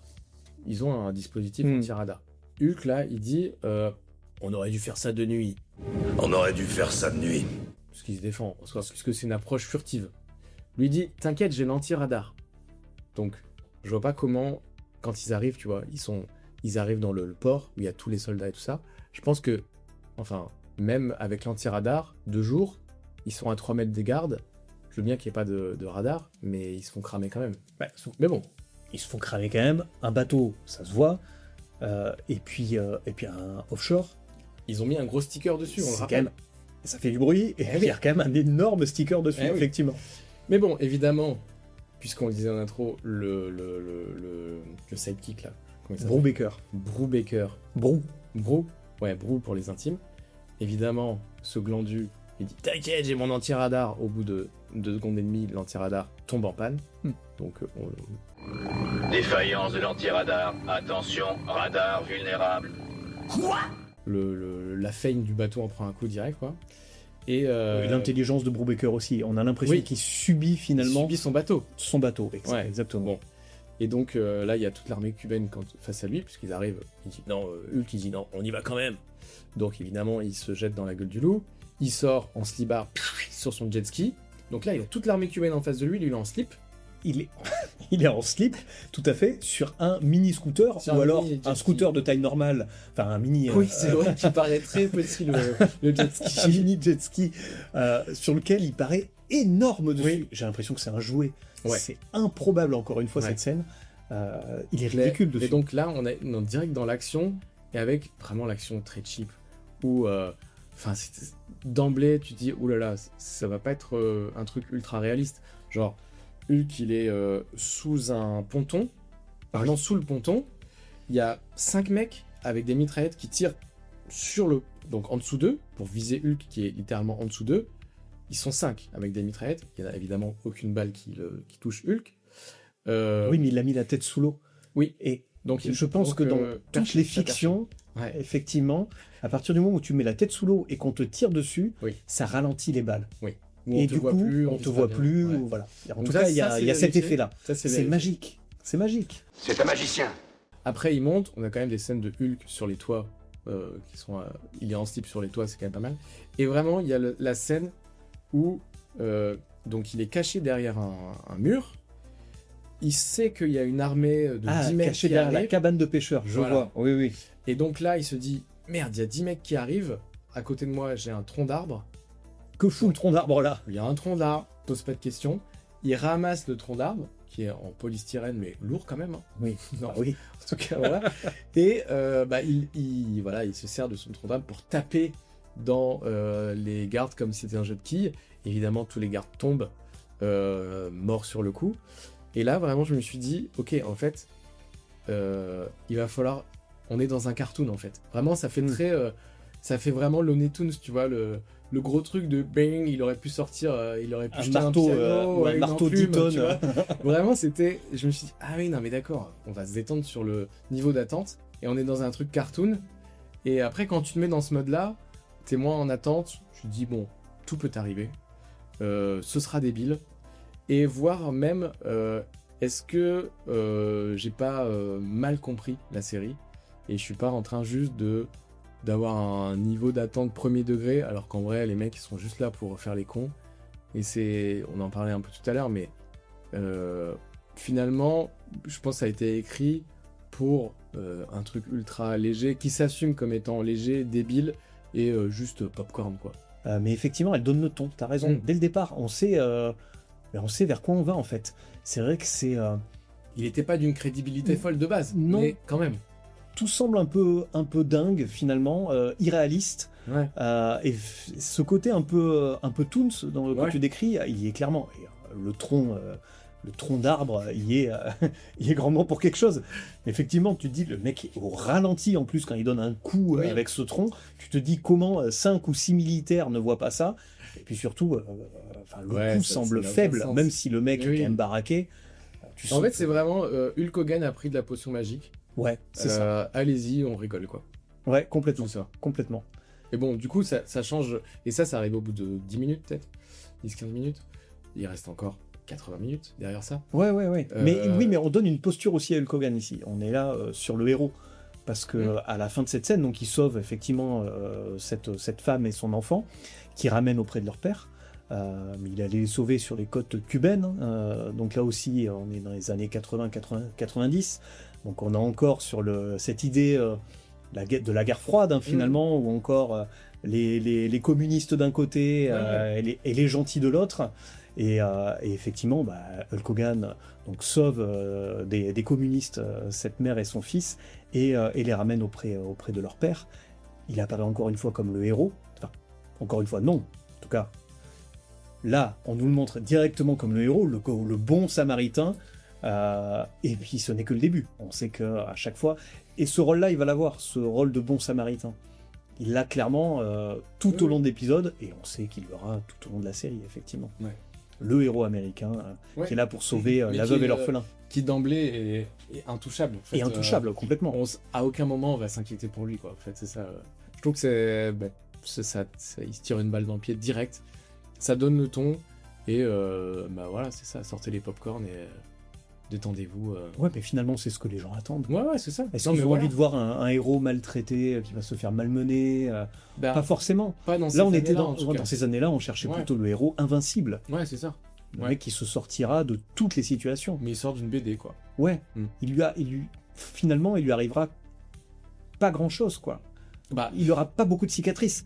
Il lui arrive des petits trucs, mais je veux dire, on n'est pas sur un héros à la Piège de cristal, tu vois. ouais, voilà. Ou un héros qui est vraiment malmené. Ouais. Certes, on sait qu'il va vaincre les méchants. Oui. Mais il est malmené tout au long de l'épisode. Il en prend plein la gueule. Mm. Il finit l'épisode à moitié debout, quoi. Enfin, le film, Ouais. pardon, à moitié debout. Ouais. Là, on sait que Hulk Hogan, ce sera pas le cas. Hulk Hogan, il finira debout, quoi qu'il arrive. Ah bah oui. Et en héros. Mais à un moment, ils lui mettent un perso face à lui qui est vraiment beaucoup plus grand, beaucoup plus balèze, quoi. Ouais, mais j'ai aucun doute sur le fait qu'il va, C'est qu'il va clair. le maîtriser, quoi. Mais effectivement, le mec, il est improbable, il sort, il fait 2,50 m. Tu te dis, il va le défoncer, le pauvre Hulk Hogan, mais pas du tout. Ouais. Pas trop, finalement. Pas trop, en tout cas. Pas trop. T'as pas trop de doute quant à la capacité à Hulk Hogan de maîtriser ce genre de personnage, même si le mec fait 2 fois sa taille, quoi. Mm. Donc, C'est une question de mindset, tout ça. ouais, peut-être, ouais. Bon, en tout cas, effectivement, très bonne scène. Cette scène Ouais, d'introduction, qui est quand même assez longue, finalement, elle pose les bases de la série, quoi. On Oui. sait, Oui. on sait vers quoi on va. Elle témoigne effectivement de tout ce que la série va pouvoir nous montrer par la suite. En tout cas, l'épisode pilote. Oui. Mais nul doute que la suite, et donc les 22 épisodes suivants, seront du même acabit. Et toi, qu'est-ce qui t'a marqué comme scène? Mais moi, la scène qui m'a marqué, finalement, c'est la scène qui est juste après, hein, si je dis pas de bêtises, quand il retourne à Miami auprès de sa famille, et notamment auprès de sa fille, et quand il est sur le ponton en train de faire une activité de pêcheur, qu'il n'est pas d'ailleurs, il est en train d'ouvrir un requin. Il est en train de l'ouvrir pour enlever les entrailles et chercher un trésor, parce qu'il explique à sa fille que les requins mangent un peu de tout, c'est un peu les poubelles des océans finalement, et qu'on peut retrouver souvent des trésors cachés en fait dans les entrailles de ces animaux-là. Et donc en fait, il ouvre le requin sous les yeux, même pas ébahi de sa fille, qui a l'air habituée à la chose. Et il découvre alors on ne sait pas encore à ce moment-là si c'est un trésor, mais en tout cas il découvre un bijou, un collier. Et donc en fait le collier, il décide tout simplement de le donner à sa fille. Alors moi cette scène alors je dirais pas jusqu'à choquer, mais j'étais assez consterné par la négligence du padré finalement. Et encore, Le mec- on n'a pas l'odeur à l'image, mais je pense Non, on n'a pas l'odeur. La fille devait l'avoir autour du cou, en tout cas. Mais oui, il a à peine rincé, je pense, le Oui. collier. Et il lui a offert ce magnifique présent à base de bijoux, certainement, et d'entrailles de requin. Donc un c'est jour normal à Miami, en fait. un jour normal à Miami. Voilà. C'est le genre d'activité que je ne proposerai pas, je pense, un dimanche après-midi à mon fils. Mais pourquoi pas? Chacun fait ce qu'il veut, Bien sûr. une fois qu'il est chez lui. Ah oui. En tout cas, moi, ça m'a un peu interpellé. Ok. J'entends. C'est l'éducation un peu à la dure. On sait jamais ce qu'on peut trouver dans le ventre d'un monstre. Voyons ce qu'il y a à l'intérieur de celui-ci. Moi, il y a un truc je pense à cette scène aussi, il y a un truc que je trouve bizarre, c'est que il a un cache-œil vraiment de pirate, Ouais. Hulk, au début de l'épisode, et jusque là, à peu près. Et là, c'est la scène où, au moment, quand il est dans la scène du collier, là, il lève son truc et il montre son œil pourri à sa fille. Et j'ai pas compris comment... Enfin, j'ai trouvé étrange que c'est tellement un truc qui installe un perso d'avoir un cache-œil. Tu l'as pas que dans une partie d'épisode. Tu vois ce que je veux dire? Je m'attendais à ce que toute la série, il ait un truc de pirate parce que c'est un pirate et qu'il a un cache-œil. Mais j'ai l'impression qu'au bout de 30 minutes, ils se sont dit franchement, c'est relou le cache-œil, on va pas l'enlever. Ouais, mais il a un côté pirate un peu tout au long de l'épisode, avec son bandeau qu'il a dans les cheveux souvent. Ouais, mais tu vois, j'ai l'impression que ça fait partie du costume. Ouais, oui, c'est vrai, mais ils l'ont enlevé. Après, je sais pas si on le revoit pas par la suite dans la série, peut-être qu'ils le remettent. Bah, si c'est vif sans. Ouais, je sais pas. Ça m'a semblé bizarre, tu vois, c'est comme si... Après, dans tous les cas, sur ce binôme Brubaker et Spencer, c'est un peu des pirates finalement, des anciens Non, mais je parle juste du côté... des anciens militaires. Ils ont joué un peu sur les codes de la piraterie finalement avec ce bateau. Oui, ils sont non, un mais peu je à comprends. contre-courant. Après, ce qui t'a étonné, c'est qu'ils l'enlèvent comme Bah ça. ouais. Ouais. En fait, c'est comme si, tu vois, ça fait partie des attributs un peu du perso. C'est comme si tu disais, bon bah, Tintin, il est en culotte de golf. Et en fait, au bout d'un moment, ça le saoule, donc il va se mettre en jean, quoi. Alors que t'as l'impression que ça fait partie du perso. Finalement, est-ce que ça faisait vraiment partie du perso? Est-ce que Hulk Hogan ne se serait pas blessé l'œil peut-être au moment du tournage, qu'ils lui ont mis ça sur la gueule?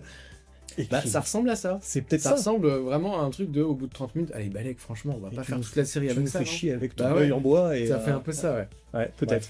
Bref. Donc, on disait quoi, les scènes clés? Ouais, il y a donc la première scène, effectivement, qui est Ouais. assez longue en plus.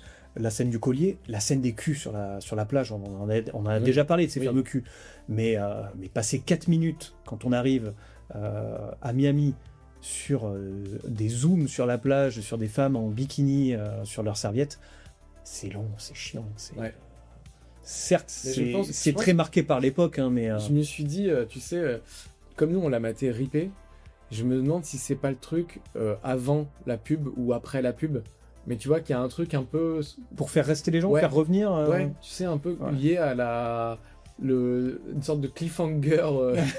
cliffhanger du cul. Ouais, un peu, ouais. Je tu sais vois, pas. peut-être. Ça arrive tellement comme un cheveu sur la soupe que. Ouais, mais ça revient souvent. Ouais. bah, Je c'est pense peut-être que ça. finalement c'est ça, c'est des scènes entre, oui, non, c'est même pas des scènes finalement, oui, c'est des petites micro-scènes entre des scènes assez importantes de l'histoire, pour Ouais. recontextualiser peut-être le lieu, hein, on se retrouve Ouais, peut-être. c'est l'image qu'on a, on est en Floride, il fait beau, il y a des plages, il y a des jolies femmes, Ouais. Peut-être pour relancer l'intérêt de temps en temps. Pour ceux qui étaient pas venus pour l'action. et qui étaient venus que pour les bikinis. Petit coquin. Qu'est-ce qu'on avait d'autre de marquant? Les combats de pouces, ça t'a pas fait marrer? On dirait des gamins en fait, Oui, c'est les vraiment deux. ça. C'est un peu des gamins. Et ça revient un peu à ce que tu disais aussi, le côté un peu Toons. Ah ben complètement. On fait des combats de pouces quoi. On est des bonhommes et Ouais. on fait des combats de pouces. Et c'est vraiment poussez-vous, c'est moi qui vais l'affronter. Et Ouais, mais c'est ça. C'est finalement c'est le côté un peu toonesque, on va dire, du truc, parce que complètement. c'est des mecs, ils sont virils, ils sont tout le temps en débardeur pour montrer leurs gros bras, ils font du combat de poings, de bras, tu vois, à se frapper, presque à se frapper le torse, mais finalement ils finissent par un pouce en l'air, tu vois. Donc c'est le côté un peu toonesque du truc que j'ai trouvé. Je pense que ça mérite que tu passes juste la séquence de son adversaire en bras de fer là. Ah oui, la scène du bras de Euh, fer aussi, ouais. Ouais. Où ouais, il a donc il a un adversaire en bras de fer là. Je pensais que tu parlais de ça. Non, je parle des scènes. Il y en a plusieurs dans l'épisode où tu vois Brubaker et Hulk en fait qui font des sortes de combats de copains virils, tu vois. Oui, ouais. Ah, ils font un peu les coqs ensemble pour se motiver aussi, Ouais, pour montrer une certaine ouais. amitié virile. Tu sens que c'est leur mode de communication. Ouais, c'est leur mode de C'est communication. vrai que ça arrive dans le moment où il est au fond du seau là. Où Ouais. il se dit putain j'ai plus d'argent, machin. C'est ça, au moment où ils se là- disent que l'armée va reprendre le bateau. Ouais. Et en fait, pour se redonner foi, se remotiver, Mais la transition, ils se donnent des coups de poing, ils se mettent à se tabasser, c'est ça. juste comme c'était la suite de la conversation. Genre, Tout à fait. voilà, on est dans une impasse de... Je sais pas comment exprimer mes sentiments. On va se tabasser un peu. On se tabasse un Voilà, peu, en rigolant. mais en rigolant, et Bien ça sûr. finit avec un pouce en l'air. Parce qu'on est des copains et on est mignons, tu vois. C'est vrai, c'est vrai. Non, mais je pensais que tu allais parler de la scène du bras de fer. Pareil, complètement gratuite. Où il y a un gars qui fait le caïd sur la plage. Mais le gars qui fait le caïd, ça doit être un catcheur. Il a le... Ah, bien sûr, je pense que c'est un clin d'œil. Ah, mais voilà. complètement. C'est, à mon avis, Hulk a Mais- fait venir un pote à lui. Et, Ça mérite un focus sur le doublage, qui, je pense qui est représentatif de la série, de ce perso à ce moment-là, où vraiment, quand on dit que c'est du cartoon, c'est, je pense que ça mérite que tu mettes l'extrait, où il est en mode ouais, c'est moi le plus fort, et regardez, vraiment littéralement le texte c'est ça, ouais, c'est moi le plus fort, et tu sens que même les doubleurs n'y croyaient pas du tout. Ah bah non. Ils étaient vraiment en mode balèque quoi. Eh oui, je suis le meilleur. Ouais. T'as d'autres scènes dont tu voulais parler? Ouais, la scène d'apnée aussi, on en a parlé Ah oui. quand ils sont dans la grotte. Ah oui. À la fin, finalement, c'est à la fin de l'épisode quasiment, lorsque le méchant a réussi à enfermer Brubaker, Spencer et Megan dans la grotte dans laquelle se trouvait le trésor. Alors qu'il venait de choper le trésor. Il venait quoi. de choper le trésor. Mais non. Derrière, le méchant est arrivé avec son géant de 2,50 m Oui. et il les a enfermés dans cette grotte. Bon, mais là, c'est l'occasion parfaite, encore une fois, pour Spencer de se mettre en boule bite. C'est sûr. Toutes les occasions sont bonnes. Alors qu'il y avait 1 mètre carré de flotte. Mais bon. Exactement. Il s'est dit c'est maintenant. C'est maintenant ou jamais. Dans mes souvenirs, alors je sais plus, pourtant j'ai vu l'épisode il y a pas longtemps, mais il devait être déjà en mini short. Oui, ça. Oui. Bien sûr. Il enlève son mini short pour se mettre en boule bite. Bon. Intérêt aucun. Mais bon, en attendant. Sous ce bit, il a un string, je crois. Ah, tu Au cas où, tu vois. C'est les poupées gigognes, C'est tu ça. vois, ce mec. Il se dénude jamais vraiment, finalement. Il a toujours un petit bout de tissu sur lui. Donc il finit en ski-bar. Et donc il plonge pour essayer de sortir de cette grotte.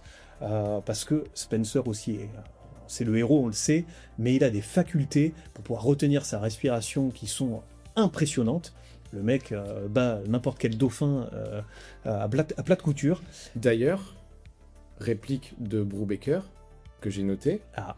Parce que c'est vrai que c'est long. Moi, quand je l'ai maté, j'étais un peu en rush. Donc, ce passage-là, je l'ai passé en vitesse 1.5. Et pourtant, c'était long. Aussi Oui, en il est très 1.5. long, mais c'est ce que j'allais dire. Et donc, la meuf, elle dit mais combien de temps il peut rester sous l'eau? T'inquiète pas, il est à moitié baleine. Combien de temps est-ce qu'il peut rester sous l'eau? T'inquiète pas, il est à moitié baleine. Ah voilà, tu vois, je parlais Donc, de dauphin, bon, donc t'es pas finalement, loin de la- je suis pas loin. C'est vraiment le Au niveau du volume, oui, au niveau du volume, il correspond Oui, plus à la baleine qu'au dauphin, effectivement. Je me suis un peu trompé. Mais ouais, cette scène est ultra longue. C'est Moi, j'avoue, c'est un des rares trucs où j'aime pas, tu vois, les trucs. Quand je regarde Fort Boyard là et qu'ils doivent passer sous la flotte dans le tunnel, ça te stresse? Ouais, ça me stresse. Ah, t'étais stressé. Ouais, là, ils m'ont eu. Sur Ah, ça, ils t'ont eu. Ouais. Ah, Ouais. t'es bon public finalement. ouais, là-dessus, c'est. Ouais. Donc t'as kiffé. Euh, On arrive en sortant en conclusion après, mais tu donnes un petit indice. En tout cas, sur ce passage-là, passage-là, tu as kiffé. J'ai noté une punchline, je pense que c'est le moment de la mettre aussi, quand ils sont dans la grotte. Je fais un petit aparté, mais on est dedans. Donc, on sait pas comment elle se démerde, la meuf, qui est leur boulet, hein, clairement. Elle tourne la tête une demi-seconde, elle se retrouve avec un python sur elle. Je sais pas si tu te rappelles. Et elle dit « Je déteste les trucs dégoûtants qui remontent le long de mes jambes. » Et là, Hulk dit « Ça, je m'en souviendrai. » T'as pas peur des serpents quand même? Je déteste les trucs dégoûtants qui remontent le long de mes jambes, c'est tout. Ça, je m'en souviendrai. Voilà, le niveau de finesse. Autre réplique phare dans ce goût-là. La seule chose à laquelle Spencer tient plus que son bateau, c'est ça. Et là, il y a un blanc qui doit nous laisser comprendre la blague, bien appuyé. Et ils disent, c'est sa liberté. Ah, il fallait comprendre autre chose, évidemment. Moi, j'aurais dit mais- sa fille, mais apparemment non. Non, non, voilà. Ok. C'était sa bite, hein. Pour Ah, ceux ok. qui n'ont pas Je n'avais pas compris. C'est dans... Merci Antoine. Je vous fais le sous-texte, puisque voilà, ça mérite vraiment d'être développé. Bon, et dans les autres scènes, qu'est-ce Bah, dans les peut autres être, scènes, ah, si, moi j'ai bien aimé, et ce sera la dernière pour moi, Ouais. mais vraiment, encore une fois, je sais pas si c'est du second degré, mais vraiment pour moi c'est un gag, qu'on a déjà vu d'ailleurs vraiment traité comme un gag. C'est, tu sais, les mecs qui ont une carte au trésor avec une croix. Ouais, Voilà, tout à fait. au trésor. Et puis ils arrivent sur le terrain, et puis en fait il y a vraiment la croix par terre, comme sur la carte, tu sais. Ça c'est une blague, tu vois. Où est-ce qu'elle est où? Elle est où la croix rouge? Parce qu'elle est sur la carte. Ben en fait, là, vraiment, la croix existe. Mais oui. D'ailleurs que Hulk pense à monter sur un arbre, il dit « Regardez là, il y a une croix, poussez-vous !» Une croix faite en pierre, mais quand même, il y a vraiment strictement la croix qui est sur la carte au trésor. Bon, on sait plus à ce stade si c'est un gag ou si c'est pour nous aider à avancer dans le scénar, mais... Bah là, typiquement, on est sur ce genre de scène.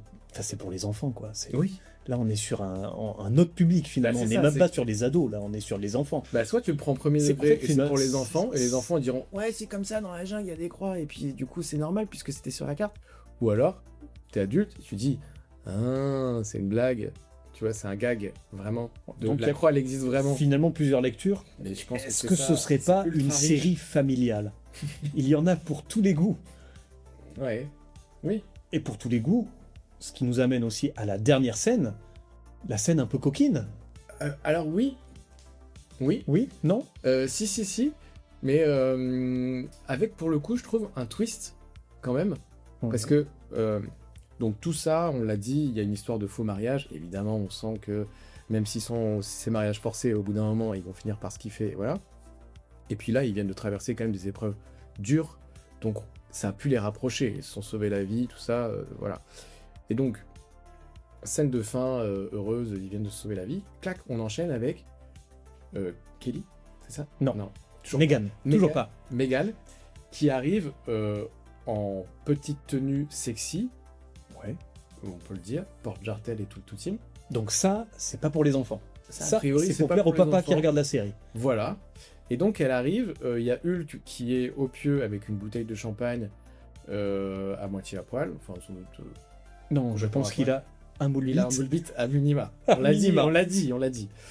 Et donc elle arrive en mode salut chérie, machin, on se dit ouh là là, C'est chaud. Il y a une ellipse, Ouais. ils se sont rapprochés, il y a eu un rapprochement très franc quoi.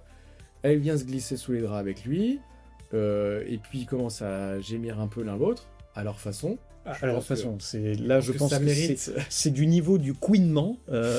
Et puis vraiment on est dans le film de boule très bas budget où oh là là, Ouais. oui, bon bref, ça mérite sans doute. Ça mérite d'écoute. un extrait, je pense.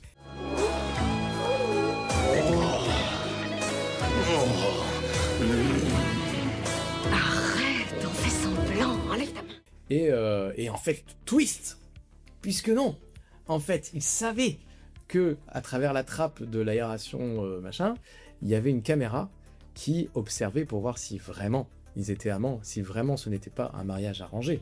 Effectivement, l'oncle de Meghan est là, il veille, il se méfie de sa nièce et pense effectivement que c'est un mariage arrangé.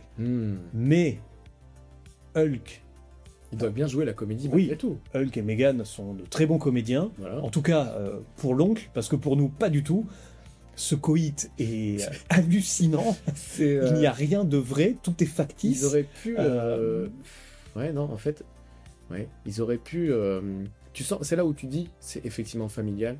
C'est-à-dire que ils ont même pas essayé de mimer une chose plausible.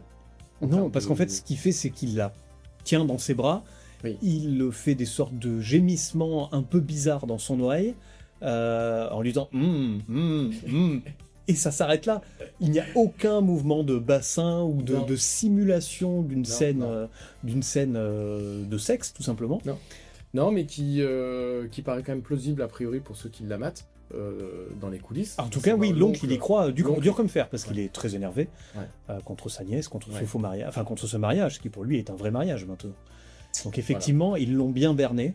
Donc bravo à La eux. dernière image de cet épisode, c'est quand même Megan, ça y est, j'ai son prénom, qui mord la lèvre de Hulk. Oui. Donc on est quand même sur quelque chose qui n'était pas nécessaire, mais qui est assez engageant en termes de rapprochement, qui présage. Toi, ça t'engage, toi, quand, Non, mais quand je veux on dire, fait ça. puisque ils ont.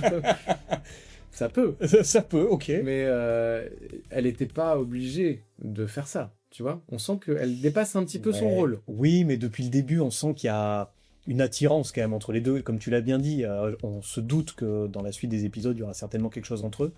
Tu veux Il y dire a- dans la mesure où ils ont déjà fait un gosse? Dans la mesure où ils ont déjà fait un gosse, mais on sait qu'ils vont revenir, ils vont remettre ça sur le tapis.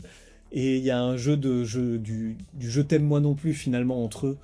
Ils se cherchent Évidemment. tout au long de l'épisode, quoi. Évidemment. Et c'est vrai que cette petite morsure finale Tu vois, laisse, quand même, il y a quelque chose, il y a laisse quelque chose. présager le pire pour la suite.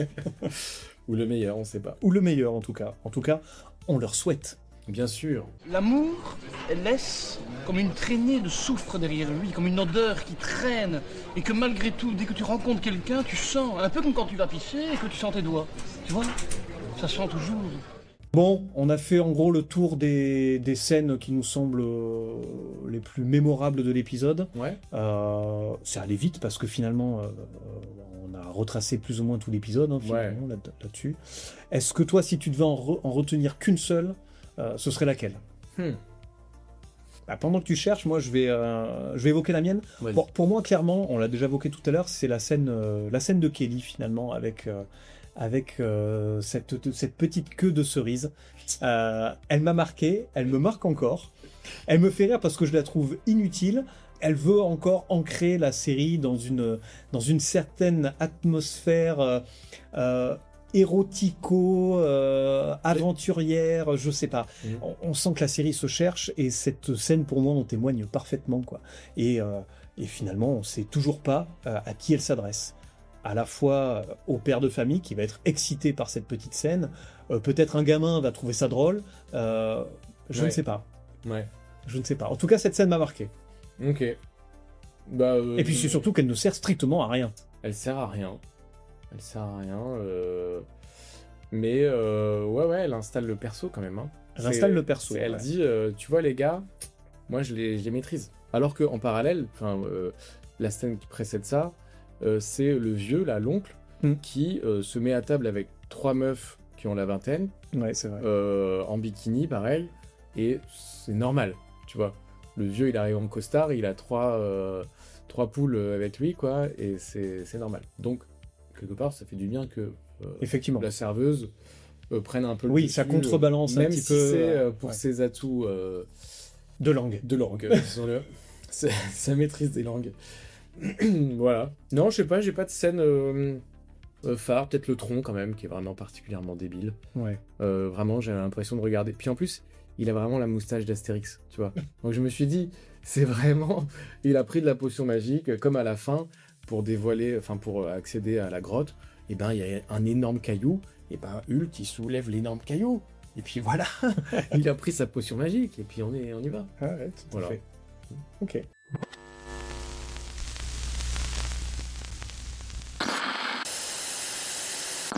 Alors on en vient à la conclusion ? Oui. Bon, c'était quand même nul, on va pas se mentir. On va pas se mentir, je pense que sans spoiler, on a assez vite compris qu'on n'était pas face à un blockbuster. Je pense qu'on arrive tous les deux à la même conclusion. Il y avait quand même du bon quand on a regardé l'épisode. Je pense que toi déjà t'as kiffé la scène sous l'eau, apparemment, vu que t'étais en stress. Oui. Donc ça, c'était plutôt pas mal. Qu'est-ce que t'as aimé, toi ? Alors moi, il y a le côté un premier degré, vraiment. Qu'est-ce que t'as aimé sincèrement ? Ce que j'ai vraiment aimé dans la série, rien. En fait, moi, ce que j'aime dans ce genre de choses, et surtout en revisionnant des séries comme ça, des vieilles séries ou même des vieux films de ces années-là, c'est le côté un peu nostalgique finalement. Voilà, ça me ramène à une période de ma jeunesse, de mon enfance, et c'est ce côté-là que j'apprécie. Donc je veux pas dire que j'ai passé un moment ultra mauvais pendant le revisionnage de cet épisode. Ce serait faux. J'ai pas passé non plus un bon moment, parce que franchement, c'est à chier. C'est vraiment à chier. C'était pas mauvais, c'était très mauvais, voilà. Le scénario est pas bon. Les interactions entre les personnages sont pas bonnes. Tout est téléphoné. Après, on sent que, voilà, s'il y a quelque chose qui pourrait me plaire, finalement, c'est le côté un peu généreux de la série.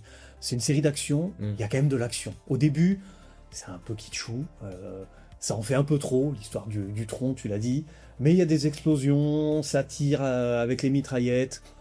Voilà, c'est de l'action des années 80, voilà, 80-90, c'est comme ça qu'on voyait les séries d'action à l'époque. On sent que la série est assez généreuse de ce point de vue-là. Ouais, oui, c'est vrai. Mais moi, je rejoins un peu, c'est que je me suis dit... en fait, c'est un truc que c'est le genre de série que j'avais vu étant enfant, et j'ai évidemment plus jamais rematé ça de mon plein gré. Et c'est vrai que c'est marrant de mesurer le gap, tu vois, de tout ce que tu vois adulte et que tu voyais pas enfant. Tu vois, Hulk qui se fait balancer sur des caisses qui sont systématiquement vides, évidemment, et qui sont vraiment en boîte cagette. Et c'est des trucs comme ça, c'est débile, mais quand t'es adulte, ça te saute aux yeux. Complètement. Et quand t'es petit, tu fais waouh. Et j'ai bien aimé juste porter un regard d'adulte sur un truc d'enfance, quoi. Tu vois. Mais tu vois, comparé à d'autres séries que j'ai pu voir qui sont un peu du même acabit, on a parlé de Supercopter ou Tonnerre Mécanique tout à l'heure, ou même Manimal, hein. Alors là, il n'y a pas d'engin, mais on est sur ces séries années 80-90. J'ai trouvé que là, Caraïbes Offshore assume son côté kitsch, en fait. J'ai l'impression, son côté cheap, finalement. C'est un nanar, et j'ai l'impression qu'elle le sait, dans un sens. Ouais. Là où... Oui, ça se prend pas au sérieux. Ça se prend pas vraiment au sérieux. Ouais, c'est clair. Ça va un peu dans tous les sens, un peu dans tous les genres. Là où quelque chose comme Supercopter se voulait un peu plus sérieux, mais c'était sérieux alors que le scénario est assez vide finalement, là aussi. Donc finalement, j'ai pris plus de plaisir à regarder Caraïbes Offshore, parce que c'est rigolo dans un sens. Tu débranches le cerveau, tu rigoles. Supercopter, t'as beau débrancher le cerveau, tu rigoles pas du tout. C'est vrai. Alors la série se veut pas forcément drôle, mais même sur le côté sérieux, ça a tellement mal vieilli, les sujets sont tellement mal amenés, j'en retiens rien, quoi. Mais tu vois, je me rends pas compte comment ça a été perçu à l'époque. Tu vois, quelles sont les sorties, les séries qui sortaient en même temps. Et peut-être que déjà à l'époque, c'était, ça faisait cheap, ça faisait nanar, tu vois. Nous, on le regarde avec un petit peu de condescendance, parce qu'on dirait maintenant on fait vachement mieux, mais ça se trouve, à l'époque, c'était déjà à chier. Enfin, tu vois, c'était déjà bateau, c'était déjà cheap, en fait. Ouais. Ben là, ça sort sur les séries comme Alerta Malibu, carrément, ou peut-être même les Agents Acapulco, des choses comme ça. Ouais. Ces séries qui se voulaient un peu action, un peu sexy, un peu policière. Il y a de l'enquête policière finalement dans cet épisode de Caraïbes Offshore. Ouais. Il y a un peu de tout, c'est un peu pourri. Un peu de militaires, un peu bourrins qui mènent une enquête. Alors il y a le côté un peu aventure avec la carte au trésor, mais il y a des méchants qui sont là, qui viennent mettre leur grain de sel. Bon. Ouais, mais tu vois, je sais pas si c'était perçu comme un truc bien fait, ou si c'était déjà à l'époque un truc que tu regardais en second degré, tu vois, en disant qu'est-ce que c'est con, mais au moins on passe un bon moment, tu vois. Je sais pas. Ouais, je sais pas. Faudrait remonter dans le temps pour voir comment on percevait ces séries à l'époque. Ouais. Bon voilà, en tout cas, je materai pas l'épisode 2. Voilà. Parce que là, c'est la question en fait que moi en tout cas je me pose à chaque fois dans le fond de la crypte. Après avoir revu le premier épisode d'une série, c'est ok, qu'est-ce qu'on fait maintenant ? Est-ce que moi déjà j'ai envie de regarder la suite ? Est-ce que j'ai envie de poursuivre le visionnage ? Bon, toi ta conclusion elle est là, c'est niet. Ouais, non. Tu t'arrêtes là. Ouais. Eh bien moi j'ai envie de te dire que c'est pareil. Je ne vais pas aller plus loin que ça. En même temps, on a tellement décortiqué, ça se trouve... Je sais pas, peut-être que, ne serait-ce que pour valider des hypothèses, il faudrait, je le ferai pas, mais il faudrait peut-être mater l'épisode 2, je sais pas. Mais est-ce que tu as déjà traité des séries anciennes, un peu dans ce délire-là, où tu t'es dit, ah ouais, j'ai vraiment envie de mater un deuxième épisode ? Ou est-ce que, parce que c'est daté, on est tellement plus dans les codes d'aujourd'hui que ça survit pas du tout à... Je sais pas si c'est une histoire de dater ou non, en fait. C'est tout simplement, après, les goûts qui ont évolué. Et puis, on a grandi, on a changé. À 15 ans, je regardais ce genre de programme. À 40 ans, je vais pas regarder ce genre de programme. Tu me proposerais ce genre de programme maintenant, je ne regarderais pas. Je serais pas attiré par ce programme. Mais est-ce qu'ils existent encore, ce genre de programme ? Non, je pense. Enfin, à ma connaissance, non. Ouais. À ma connaissance, non. Mais t'as fait des séries comme ça, très typées années 90, où tu te dis, ah, je me mettrais bien un deuxième épisode ? Non. Non, j'ai fait Alerta Malibu, tu vois, il y a l'année dernière. Ça m'a pas donné envie de voir la suite. Ouais. Après, j'ai fait d'autres séries, un peu dans la même veine, qui sont plus années 80. Donc, on a parlé de Manimal, de Supercopter, de Tonnerre Mécanique. Non plus, quoi. Ah ouais. Non plus, mais là, c'est plus... c'est des séries qui sont presque un peu rétrogrades sur certains sujets, qui ont très très mal vieilli de ce point de vue-là, donc ça donne pas envie d'y aller. Donc après... Attends, même Parker Lewis, tu materais pas l'épisode 2 ? Et je sais pas, mais ça faudrait que je le revoie, effectivement. Et là, il faudrait que j'aille vers cette frange de séries-là, qui sont plus des comédies, finalement, de format 20 minutes, voir ce que ça a donné, si ça a mal vieilli. J'ai fait beaucoup de séries AB Productions sur des formats 20 minutes, mais AB Productions... Mais c'est de la merde ! Je savais pertinemment qu'en lançant le premier épisode, je regarderais pas le second. Ou alors par pure déconnade, pour voir jusqu'où ils peuvent aller. Mais voilà. Non, j'ai autre chose à faire de ma vie. Ouais. Donc...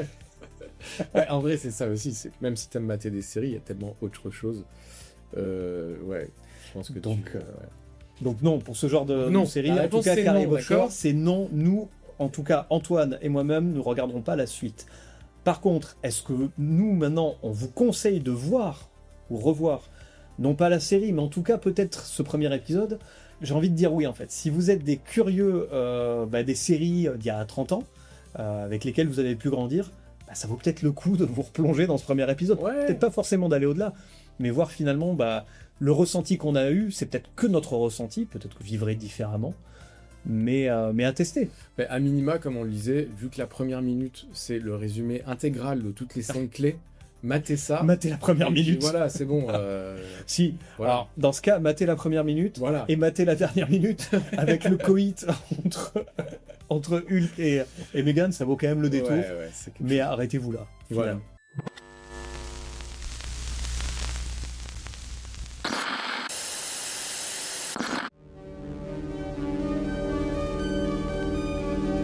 Bah merci en tout cas pour l'invite. C'était cool.